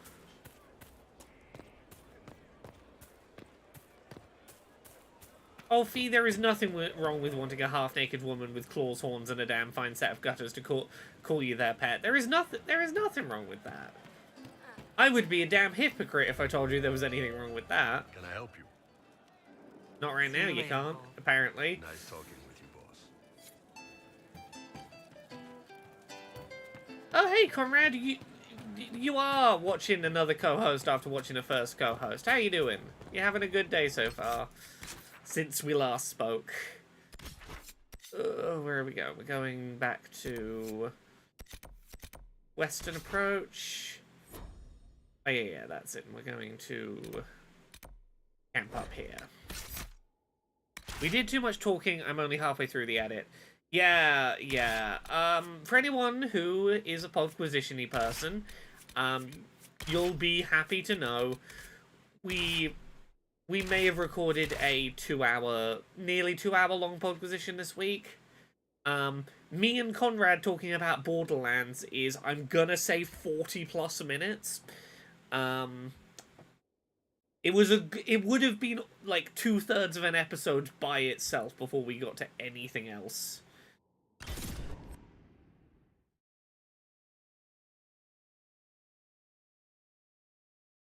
Oh, where's my charger for my phone?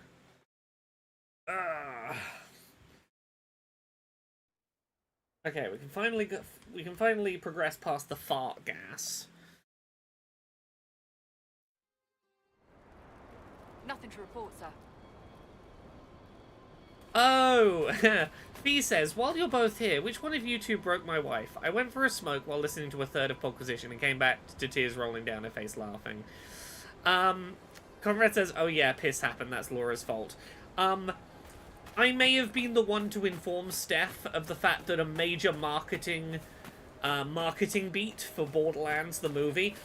Look, for any of you who somehow don't know about this, I'm gonna tell you about the scene in Borderlands that is the one thing they were convinced was gonna be the big marketing beat they should definitely hammer home. Is a scene that appears in every trailer, and I summarized it a little bit like this. Oh, we're in Pisswash Gulch, the place full of piss geysers. Oh, the car's hot, I'm gonna roll down my window. Don't roll down your window, that's literal piss geysers out there. I don't care, gonna open the window. Oh, it smells of piss. You should probably put the window back up. Nah. Oh no, I got piss in my mouth. I swallowed piss because I didn't close the window in the piss gulch. And, yeah, Steph was mightily tickled by the existence of that scene that I have barely paraphrased.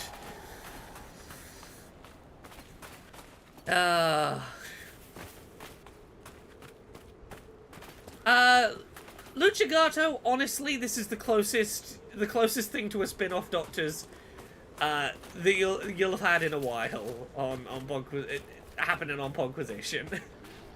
Enjoy. Oh no, I'm attacking Phoenix. Oh no.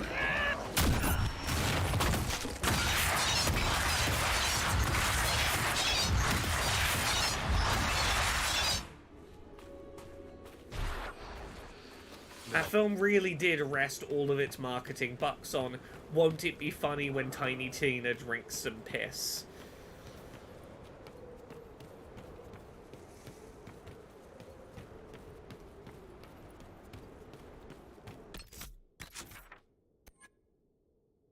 And where can I go now? Completed operations.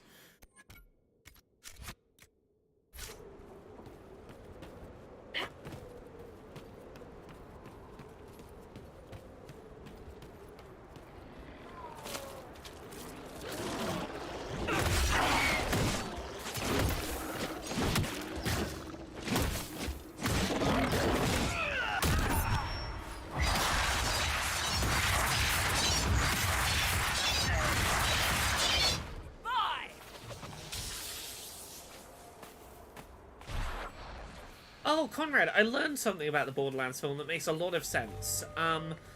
You know, a lot of those, like, background cameos of characters that were, like, really well cast in terms of, like, body build and outfit? A lot of those are just Borderlands cosplayers who are well known for cosplaying the characters who they share similar body type builds with, and I'm like, yeah, that explains a lot about how some of that casting was pulled out.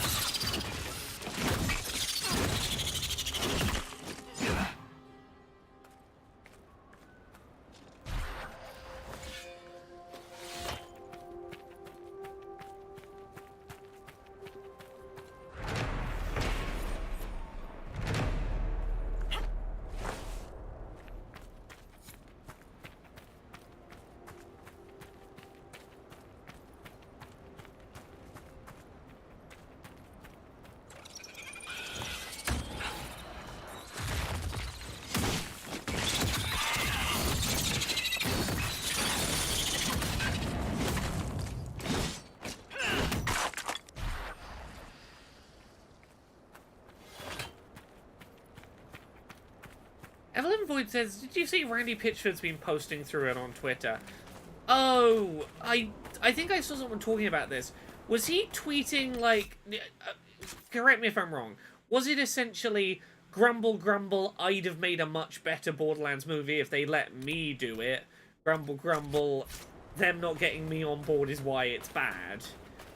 Was it like that? Have I correctly caught wind? Because I've not directly looked at it, at what he's been saying, because, let's be honest, I have zero interest in directly reading the words of Randy Pitchford.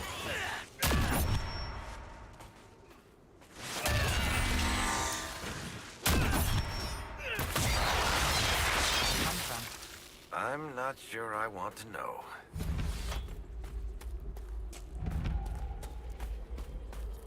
Okay, can we go this way through the door?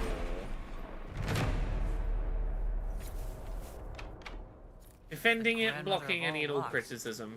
Not getting in here. Okay, so to get here,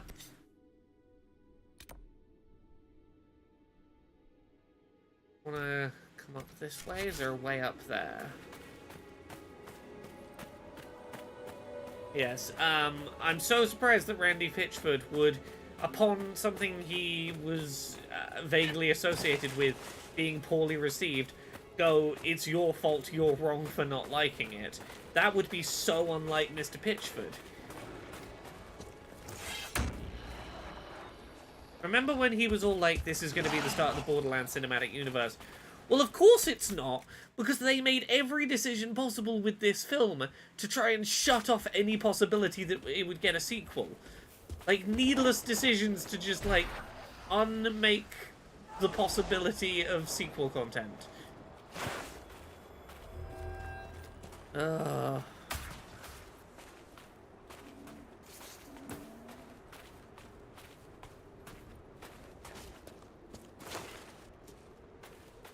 Okay, can I at least, like, go... way?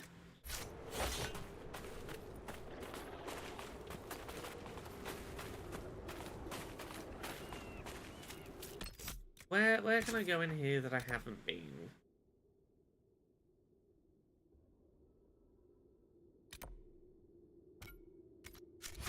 Is this the thing I've got to click on?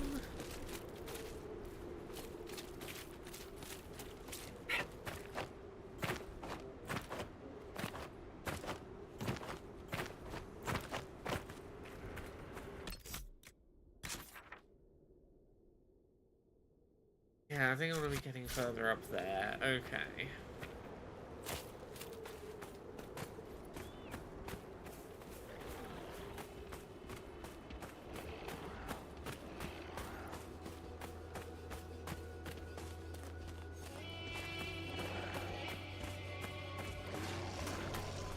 I mean, look, Borderlands is a film that, if you had, like, the opportunity to see it for, like, a couple of weeks, and it was a really hot day, and you could really just do with being in an air-conditioned room for a couple of hours, I'd go, yeah, that's an air-conditioned room you can be in for a couple of hours. it'll keep you entertained while you enjoy the cold room for a couple of hours.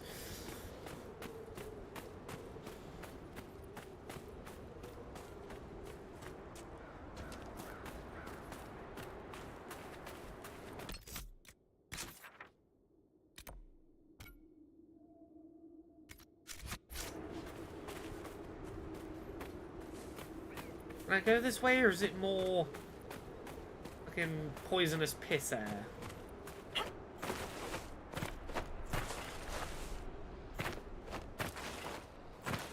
Okay, I'm up. That presumably means I'm high enough to not get poisoned.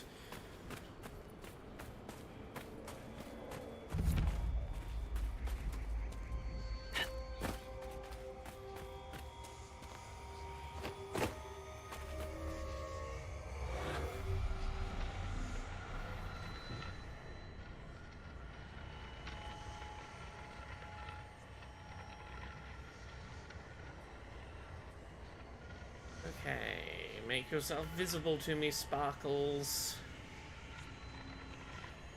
Oh, okay, there's one of you.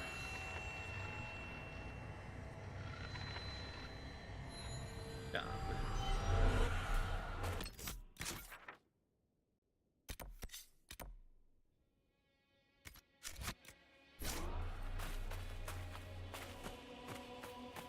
Like, it's one of the nice things about having an unlimited cinema pass is, if it's too warm, I have the option to sit in an air-conditioned room if there's something not too boring.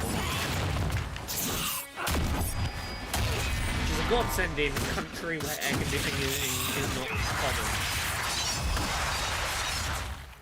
If the price I have to pay for air conditioning is to sit in a Borderlands, I could probably sit in Borderlands.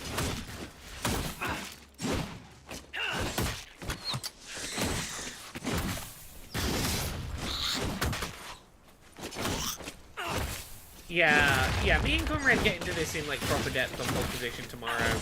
It's... The thing that's disappointing is that Borderlands really wasn't that far off of being a decent film.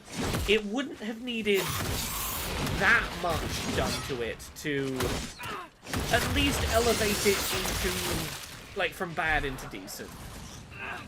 Like, there's a lot of choices where it's like, a little tweak would have gone, like, a really long way with it.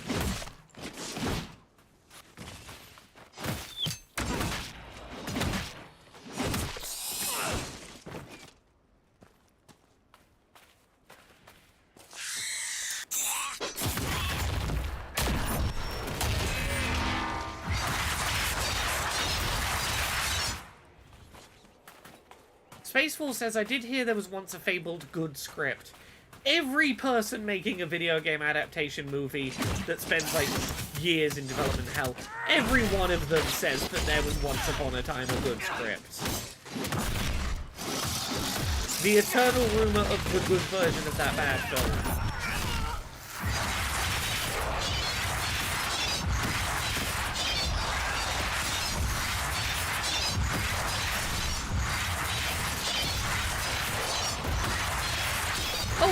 But don't get me wrong, there are positives to be found in Borderlands. Like, me and Conrad, if you listen to Pole Position tomorrow, we both do open with one of the things it does right. And we have a surprising amount of, like... Because that's the problem, is the things it does right are squandered.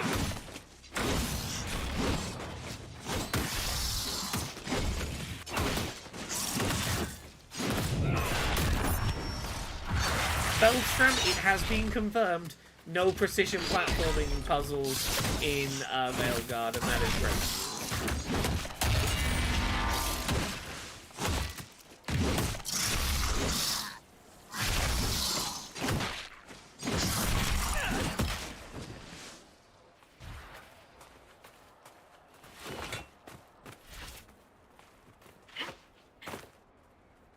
Inner World says, I may watch it sometime, but it may be like the 90s Mario Brothers movie where the Drek outweighs any good it may have. Look, if you watch nothing else out of the old Mario Brothers movie, go watch the deleted anti-fascist, anti-capitalist Cooper Brothers rap. The deleted anti-fascist rap number is, oh, it's something.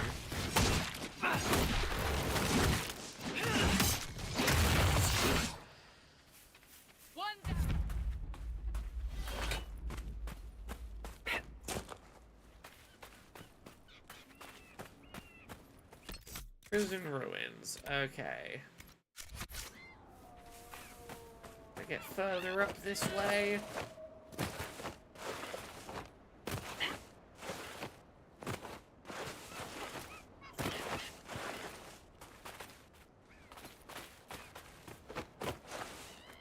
I get further up this way. Ah!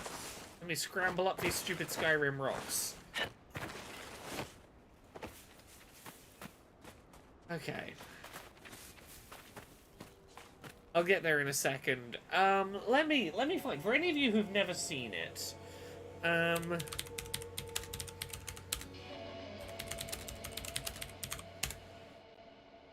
Spike and Iggy's Revolutionary Rap. For any of you who've never come across this, I wanna be the one to, enlighten you. Give me a sec.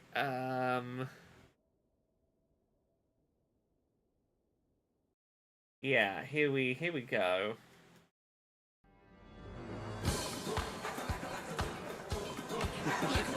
You did.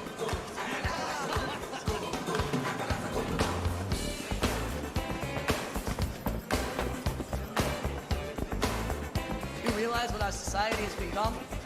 You ever get the feeling you're an automatic pilot? You're going through the motions like waves in the ocean? That life is a series of brainless notions, and you want to feel something more than empty emotion. When we met two plumbers Who had an idea? They showed us the light. And the new frontier. Mario And Luigi. They know what's right. We gotta take a stand and put up a fight. Well, stop and think this through. It's time to get rid of You know who? A radical development is taking place. And Spike will set the pace. Goofa!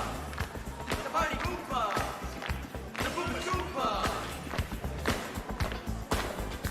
It's a crying shame. We're playing his game. He's got us so tame, it really is lame. We're all so dumb being out of his thumb. Be proud reptilians, we number in the millions. Look at these cumbas. Shut us down. The rule of fourth. In the rule of this clown. Goofa! The party Goofa! Goofa the party pooper, the pooper scooper.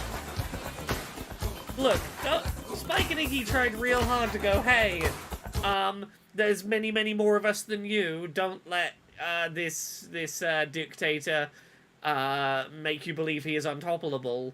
We're gonna mock him through silly nicknames, because once you mock a person, they don't have, you know, the terrifying person has less power once you can make them an act of ridicule in front of an audience, knowing that you're gonna get arrested for it. I'm like, it's part of a subplot that got a little bit butchered, but it is a thing. Oh, Incompetent Hero, I have indeed seen the fucking Disney lawsuit. Incompetent Hero says, TLDR, a man seemingly can't sue for his wife's allergy death because they signed up for Disney Plus, which has a clause preventing people from suing Disney over anything at all. At least that's what Disney is arguing. I'll clarify the situation slightly.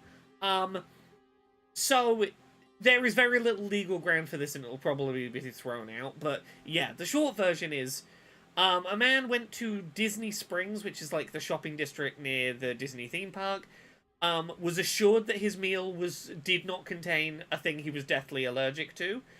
He ate it, it contained the allergen, he died. His wife is trying to sue for wrongful death. It is true that Disney are trying to claim he's not allowed to sue us because he signed up for a free 7-day trial of Disney Plus, and part of that is that you have to agree to arbitration. If you're upset at Disney for anything, the unspoken part being to do with your Disney Plus subscription, you have to go through arbitration rather than sue them over it. But there is it's very clear there is no world in which Disney can successfully enforce, you signed up for a free trial of Disney Plus, you waived your right to sue Disney for a completely separate event, not to do with the Disney Plus service, in which you literally killed a man. But yes, I've seen the fact that they are trying to make that legal case is pretty fucking despicable. Pretty fucking despicable. Oh, come on, come on. Let me climb up this stupid wall. Aha, aha. Okay, okay, this is climbable. I got up to this rock, which means I can... Aha. I can do it, I can do it, I can do it. Okay, I'm just gonna work out where foothold number 2 is gonna be.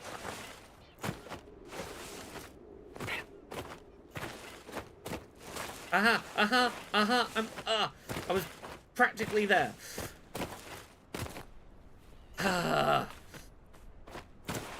I was right there. I was right on the precipice. Aha, aha, I'm up, I'm up, I'm up, I'm up. I don't know if this is actually where I'm meant to be progressing, but I needed to know. There's an Astarium. There's a different way I'm supposed to have gone, maybe. Maybe there's a different way I was supposed to have gone, but I'm going for it. I'm going for it. I'm getting up here. It's working.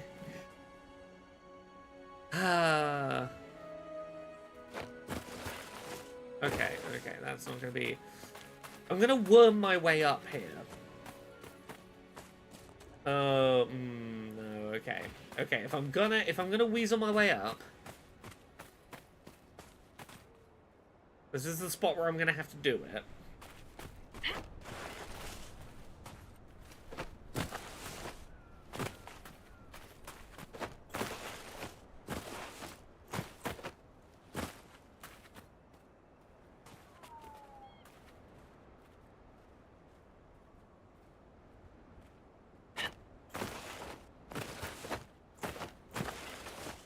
Okay, okay, there's a point there.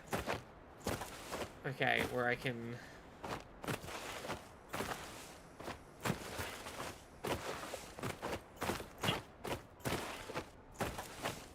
Is it to just keep...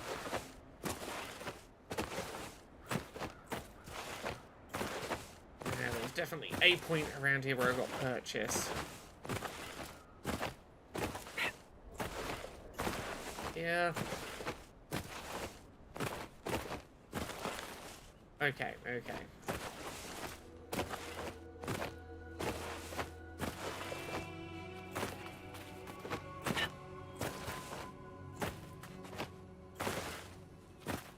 Okay. Did any other of my party members get up here? No, they're still stuck down there.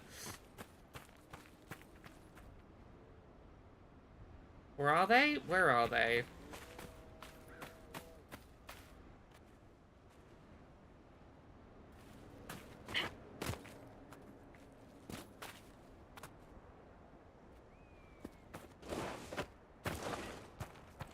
Barrack, will you have any additional luck? No, Solus. Look, there has to be a better way, but I don't know what it is off the top of my head, so...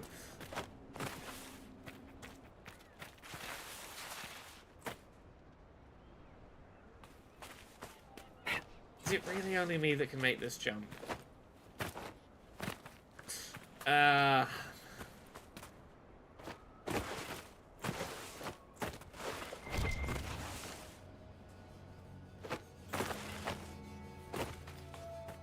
Come on.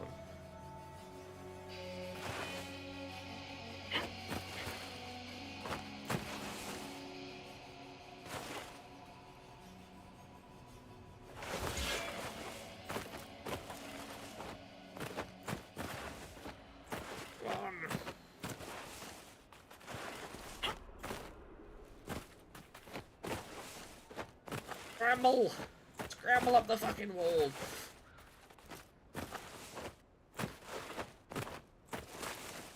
Ah, that's the spot.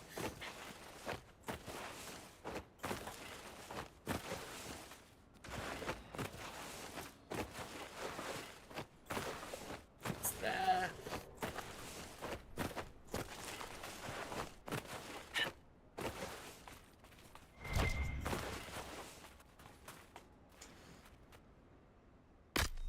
It's time.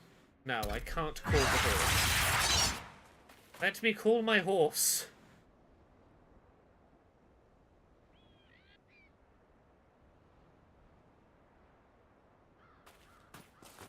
Is there an enemy somewhere down here and there? Because of these enemies, I'm not allowed my horse. Is that what's happening? Okay, fine. I'll stop trying to cheat my way up this stupid wall. I just want to go to this castle.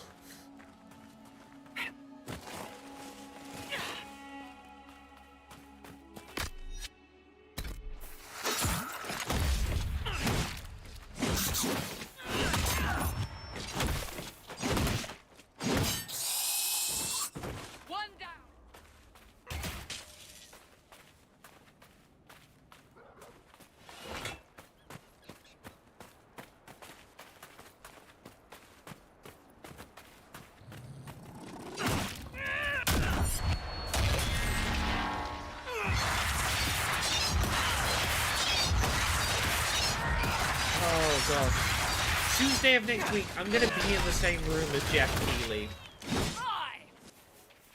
Can I resist the urge to shout rude words at that man when in his vicinity?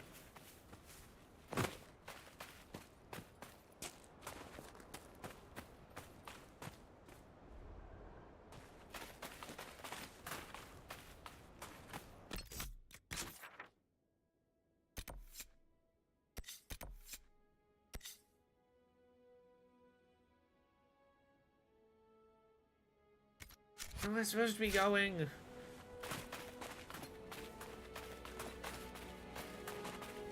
This way further? Can I go more this way? Ah, maybe. Nope, there's even more poison gas. Just skirt the edges around poison.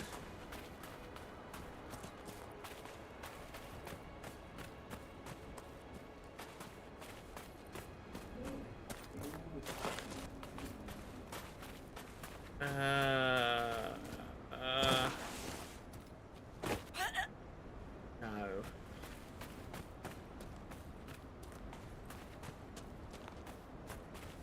Well, I thought I'd cleared the poison gas at the stronghold, but apparently there's more than one batch of poison gas to clear at the stronghold. Because I already cleared, like, this bit. Completed operations. But apparently, is this just separate poison gas? Oh, there's two, okay, do I have to find a landmark before I can clear the other poison gas? Like, is there another, or is there just another quest that I didn't see was also available?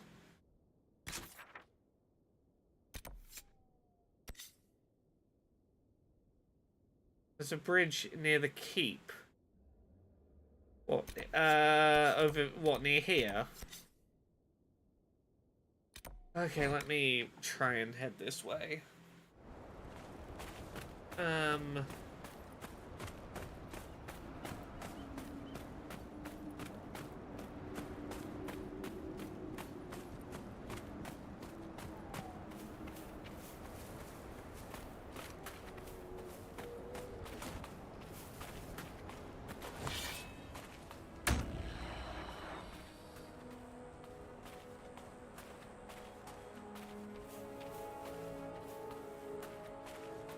Let me know if I'm going the right way.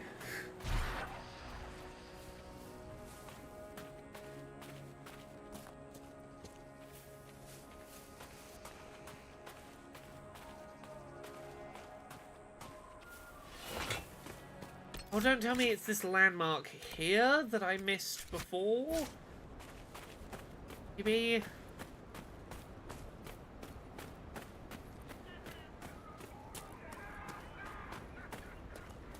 There's a bridge near here. No, not that one.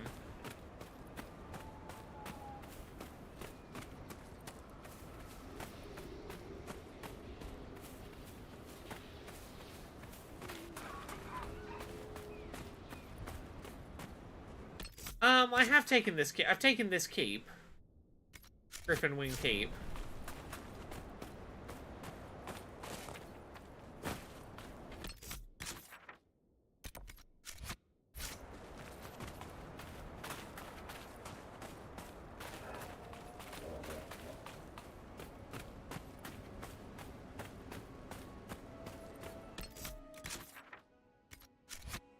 I'm not seeing a landmark pop up on my map.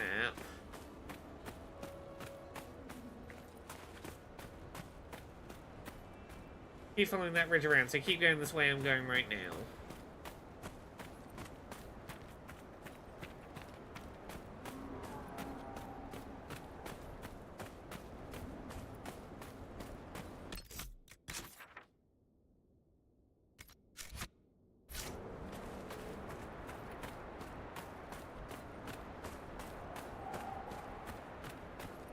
I'm seeing nothing.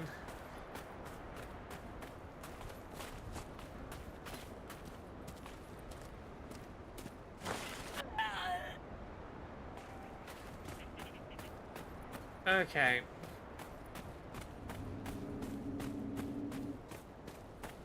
Cool.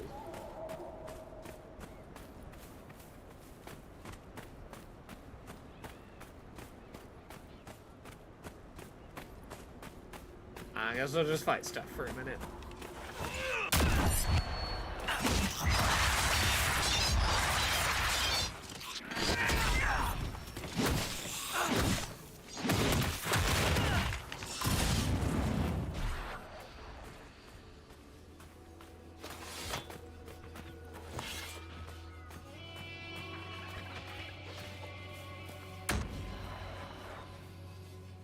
This'll latch.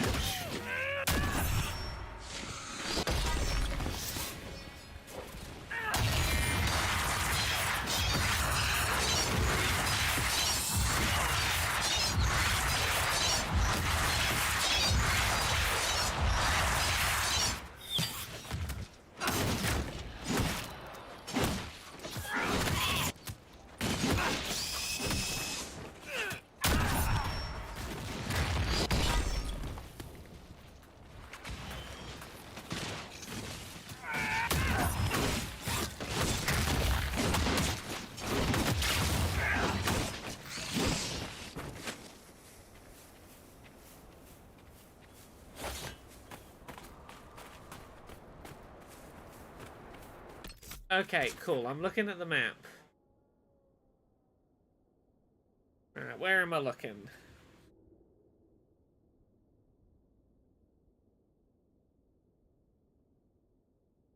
Ugh.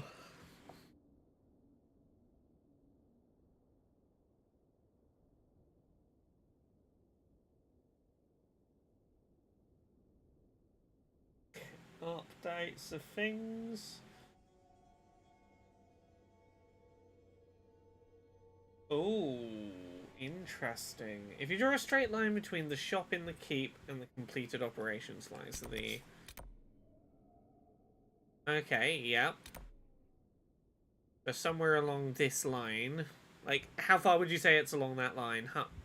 50%? 2/3? Or am I, like, extending it out in some direction?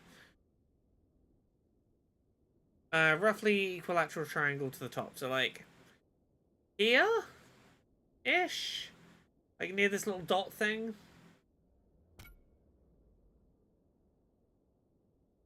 Maybe a little nearer? Okay. Well, I'll give it a try. Ooh, interesting. We're getting some interesting rumors of more Xbox games coming to PlayStation in the near future. Supposedly, Forza Horizon 5 coming to PS5, or is being ported to PS5, and is either coming next week or is being revealed next week, maybe at Gamescom. Interesting.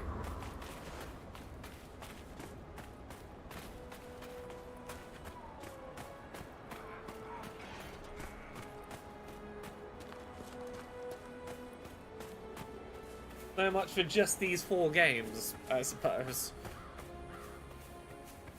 I mean, PlayStation has Gran Turismo, but that's like the Forza Motorsport, you're like serious sim racer, as opposed to Forza Horizon, which is more like sim arcadey. Like it's the yeah. I've done that That's why there wasn't showing up a landmark on my marker, is because I've already done that landmark. Cool. I guess I go back to the Hinterlands and see if they'll to Skyhold and see if they've got another quest for me to do. Yeah, no, Horizon isn't the track racing stuff. It's like, what if you want a moped raced against a fucking helicopter? Wait for the Wii conversation. Oh. Sorry, I didn't know I was supposed to wait around that. I thought I was supposed to plant the flag and then leave. Okay, well, I'll see if there's a quest here in the Stronghold, and if not, I'll go head back there and stand there for a minute.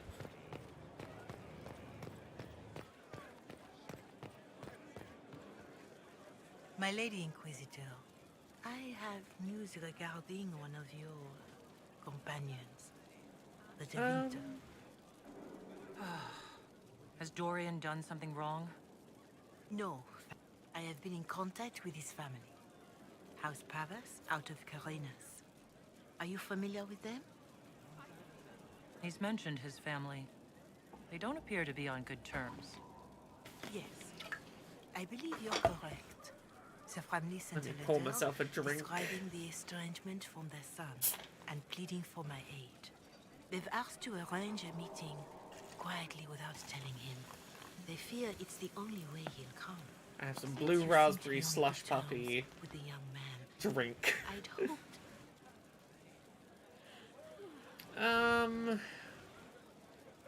If you think I'm going to trick Dorian into meeting his family...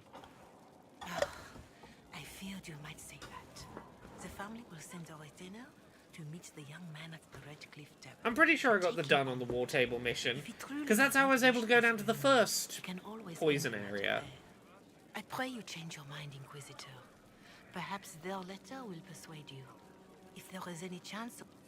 Yeah, because I did a mission about clearing out poison from the area, and then I went back and I was able to go into the area, just not far enough down.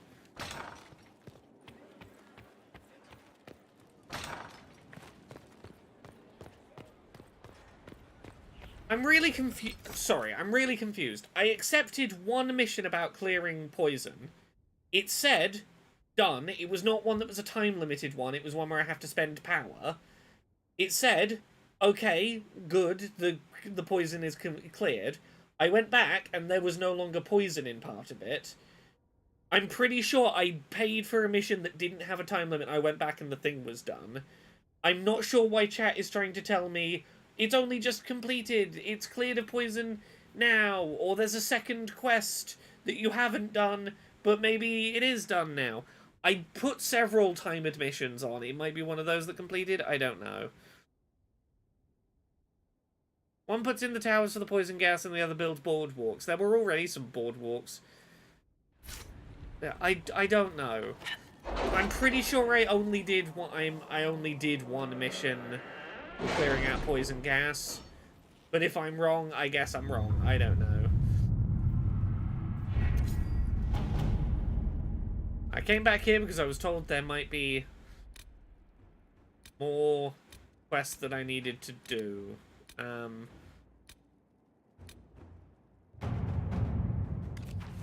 Any word? Nothing yet.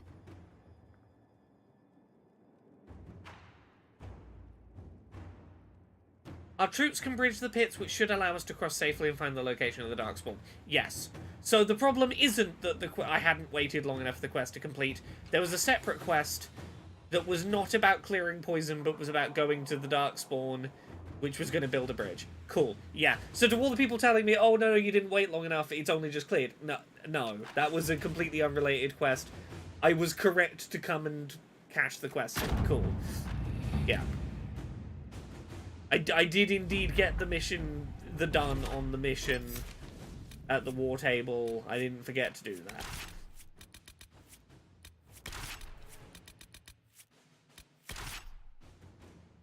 Cool.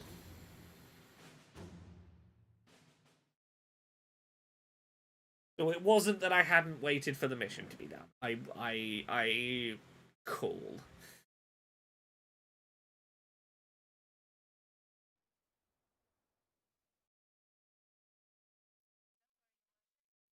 I love when chat has multiple conflicting opinions about what I have or haven't done that is going on.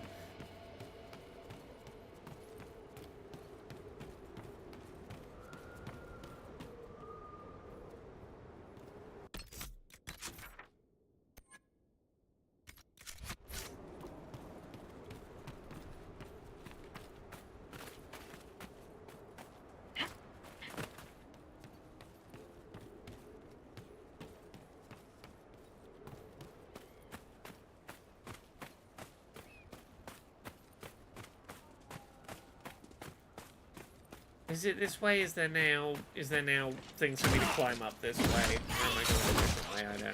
We'll work it out.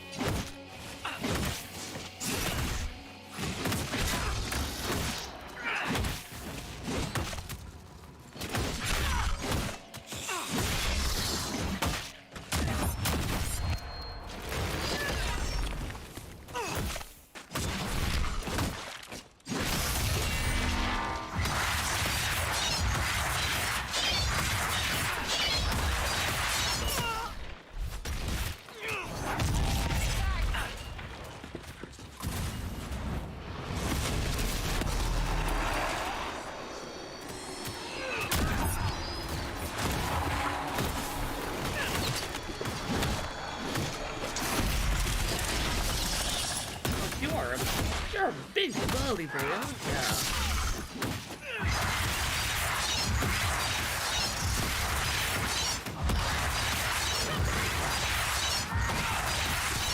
Where does all your bloody health come from?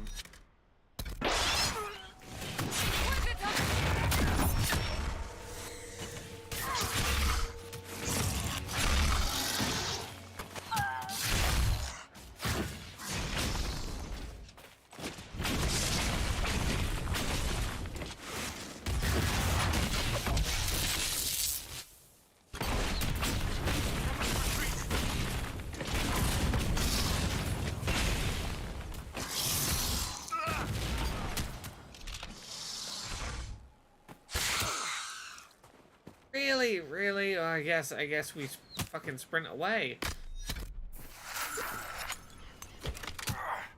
Fall back!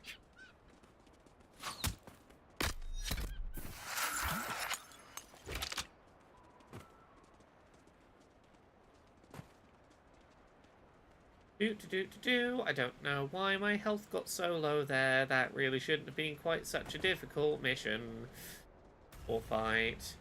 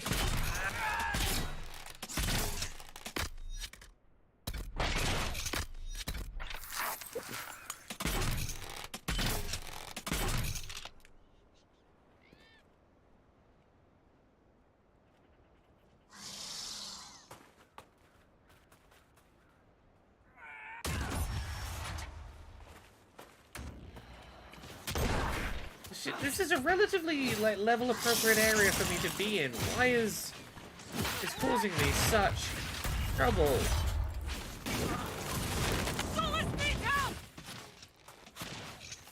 Away I fucking run.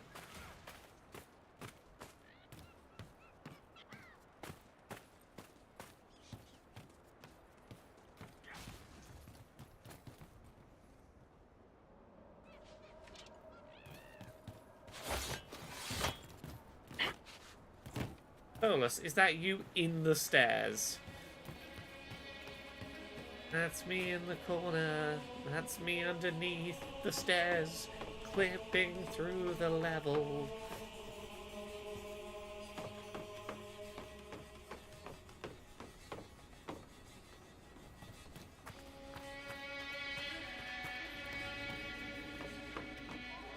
Yeah, I was definitely not supposed to be jumping my way up here earlier. But I think I did a pretty decent job of trying to jump up here.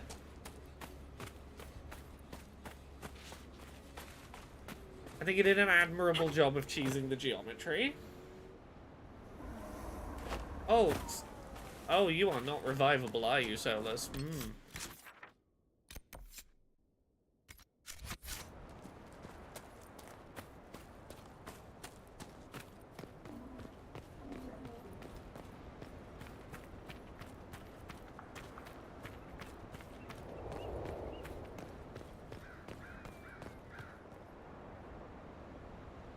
Caracavus. Come on, heal me upon entry to Caracavus.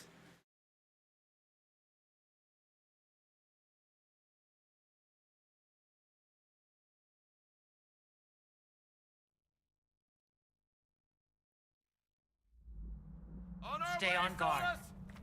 Oh, you're finally revivable, Solus. There you go.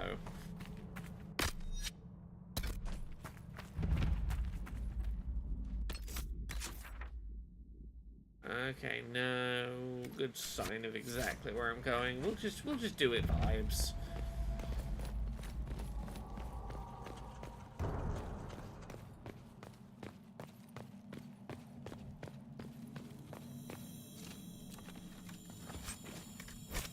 I keep forgetting I need to go empty my fucking inventory between visits here. Okay.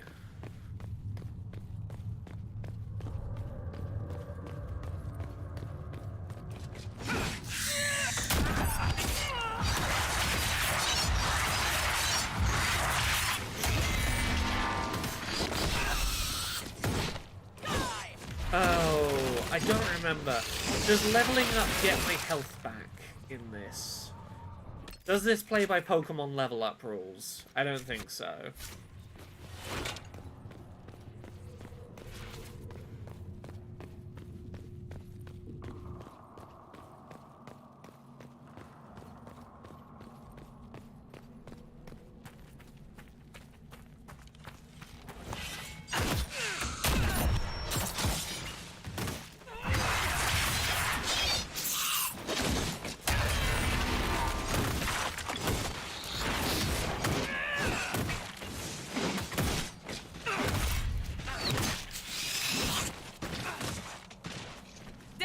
I think this area is going to be the last Can't be all of them. place I try and get through on in. today's stream before we wrap up. We'll see.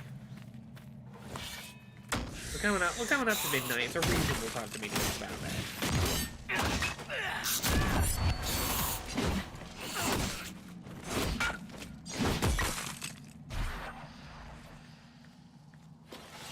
Yeah, where's Solus's, like, ray of healing? Get good, Solus. Do magic stuff.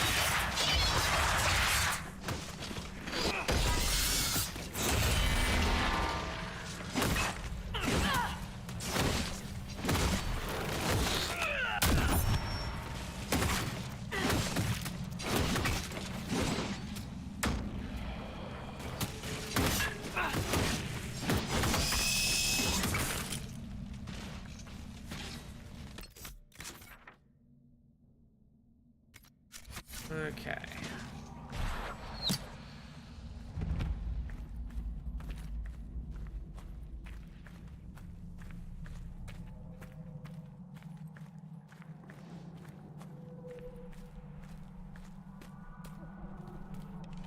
That Herlock will put up a fight. Stand ready.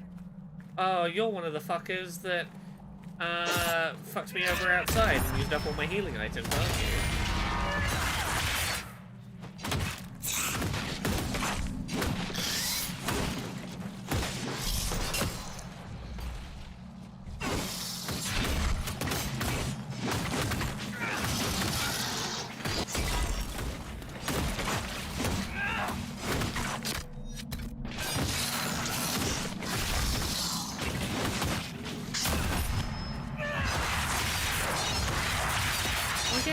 Why did I have so much trouble with you out in the outside? Want me to handle that? Oh, yeah, I do have you, don't I? There's that door. There's that door.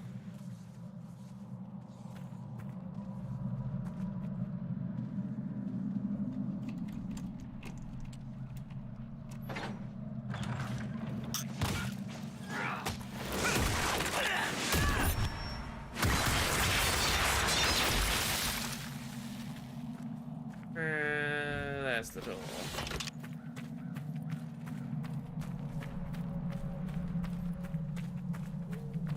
Mosaic piece. The most useful of collectibles. Okay, what to remove from the inventory, what to remove from the inventory, what to remove from the inventory. I could probably remove a few of these.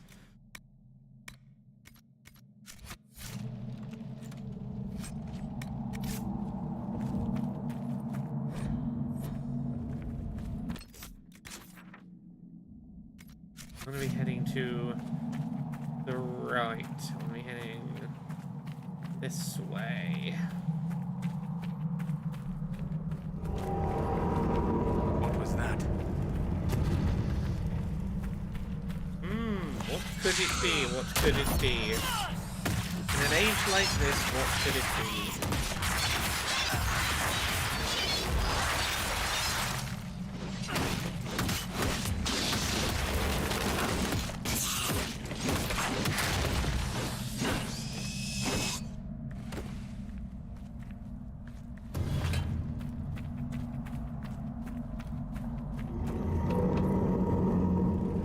Prison key.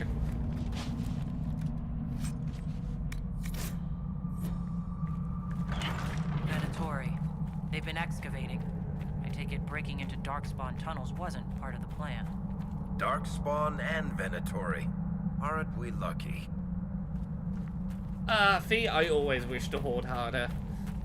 I want to pick up everything in the game and hold it in my pocket all at once. Oh, a giant! We were fighting these in the other area. Hear that level 20 rift. Oh yeah, we can handle you. We fought a couple of you at once at the start of the stream. Oh, hi! Thank you for the raid, Casey. Welcome, raiders. Hi. I'm Laura. I'm a variety streamer here on Twitch. Let me make sure that the combat volume's a little lower because the volume mix in this game is terrible. We're currently playing Dragon Age Inquisition. I'm beating up a giant. How is everyone doing?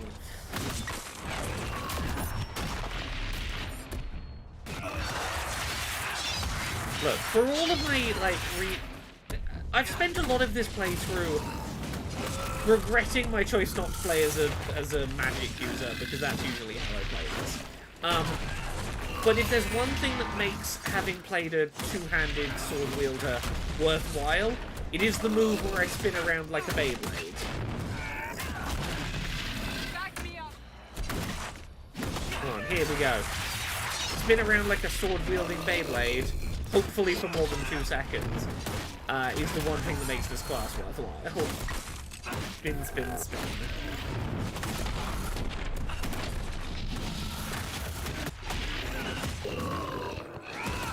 Stay down, sir. I would like you to stay down. Here we go. Okay, more than 2 seconds of Beyblade. Stab those ankles.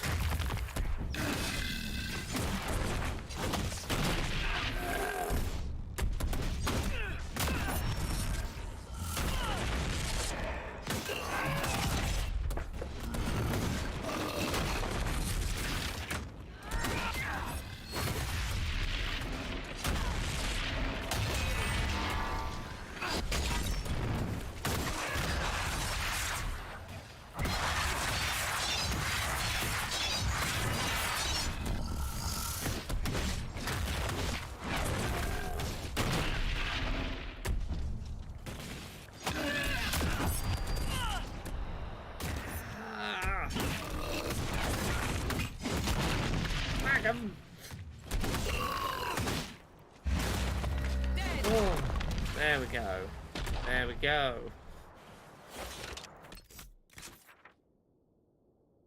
Okay, so we want to go Nothing's left. ever simple, is it? This Men way. here were laborers. Someone must have been coordinating their efforts. I doubt they stuck around to fend off Darkspawn. South entrance. Oh, this is the way we need to head to get to Cassandra's quest that we've been trying to get to for like most of the stream. Oh. Ooh. Right. Let me check this outside map. Yes, here is the camp, and here is Cassandra's quest is down here. This is the quest I've been trying to find all day. Oh. Thank the heavens. We make a camp. We could make camp here. We get our resources back. And I hate to end the stream just by only just having been raided, but it is coming up to midnight. I think this is as good a place as any to wrap up, because we've got new Fade, Western Approach artifacts, finishing off the Darkspawn stuff, Cassandra's quest, and then finally getting this landmark is a pretty good path to start Wednesday's stream off on. So thank you so much everyone for watching. I hope you've enjoyed. I will be back with another stream on Wednesday and then Friday. Next week's streams, we're doing a Monday stream next week. Probably not a Wednesday or a Friday, because I'm going to be at Gamescom. Potentially a little makeshift one from my Airbnb in Cologne, but we'll see how it goes. But I'm gonna get some rest. Good night, everyone. Have a good evening. Rest well.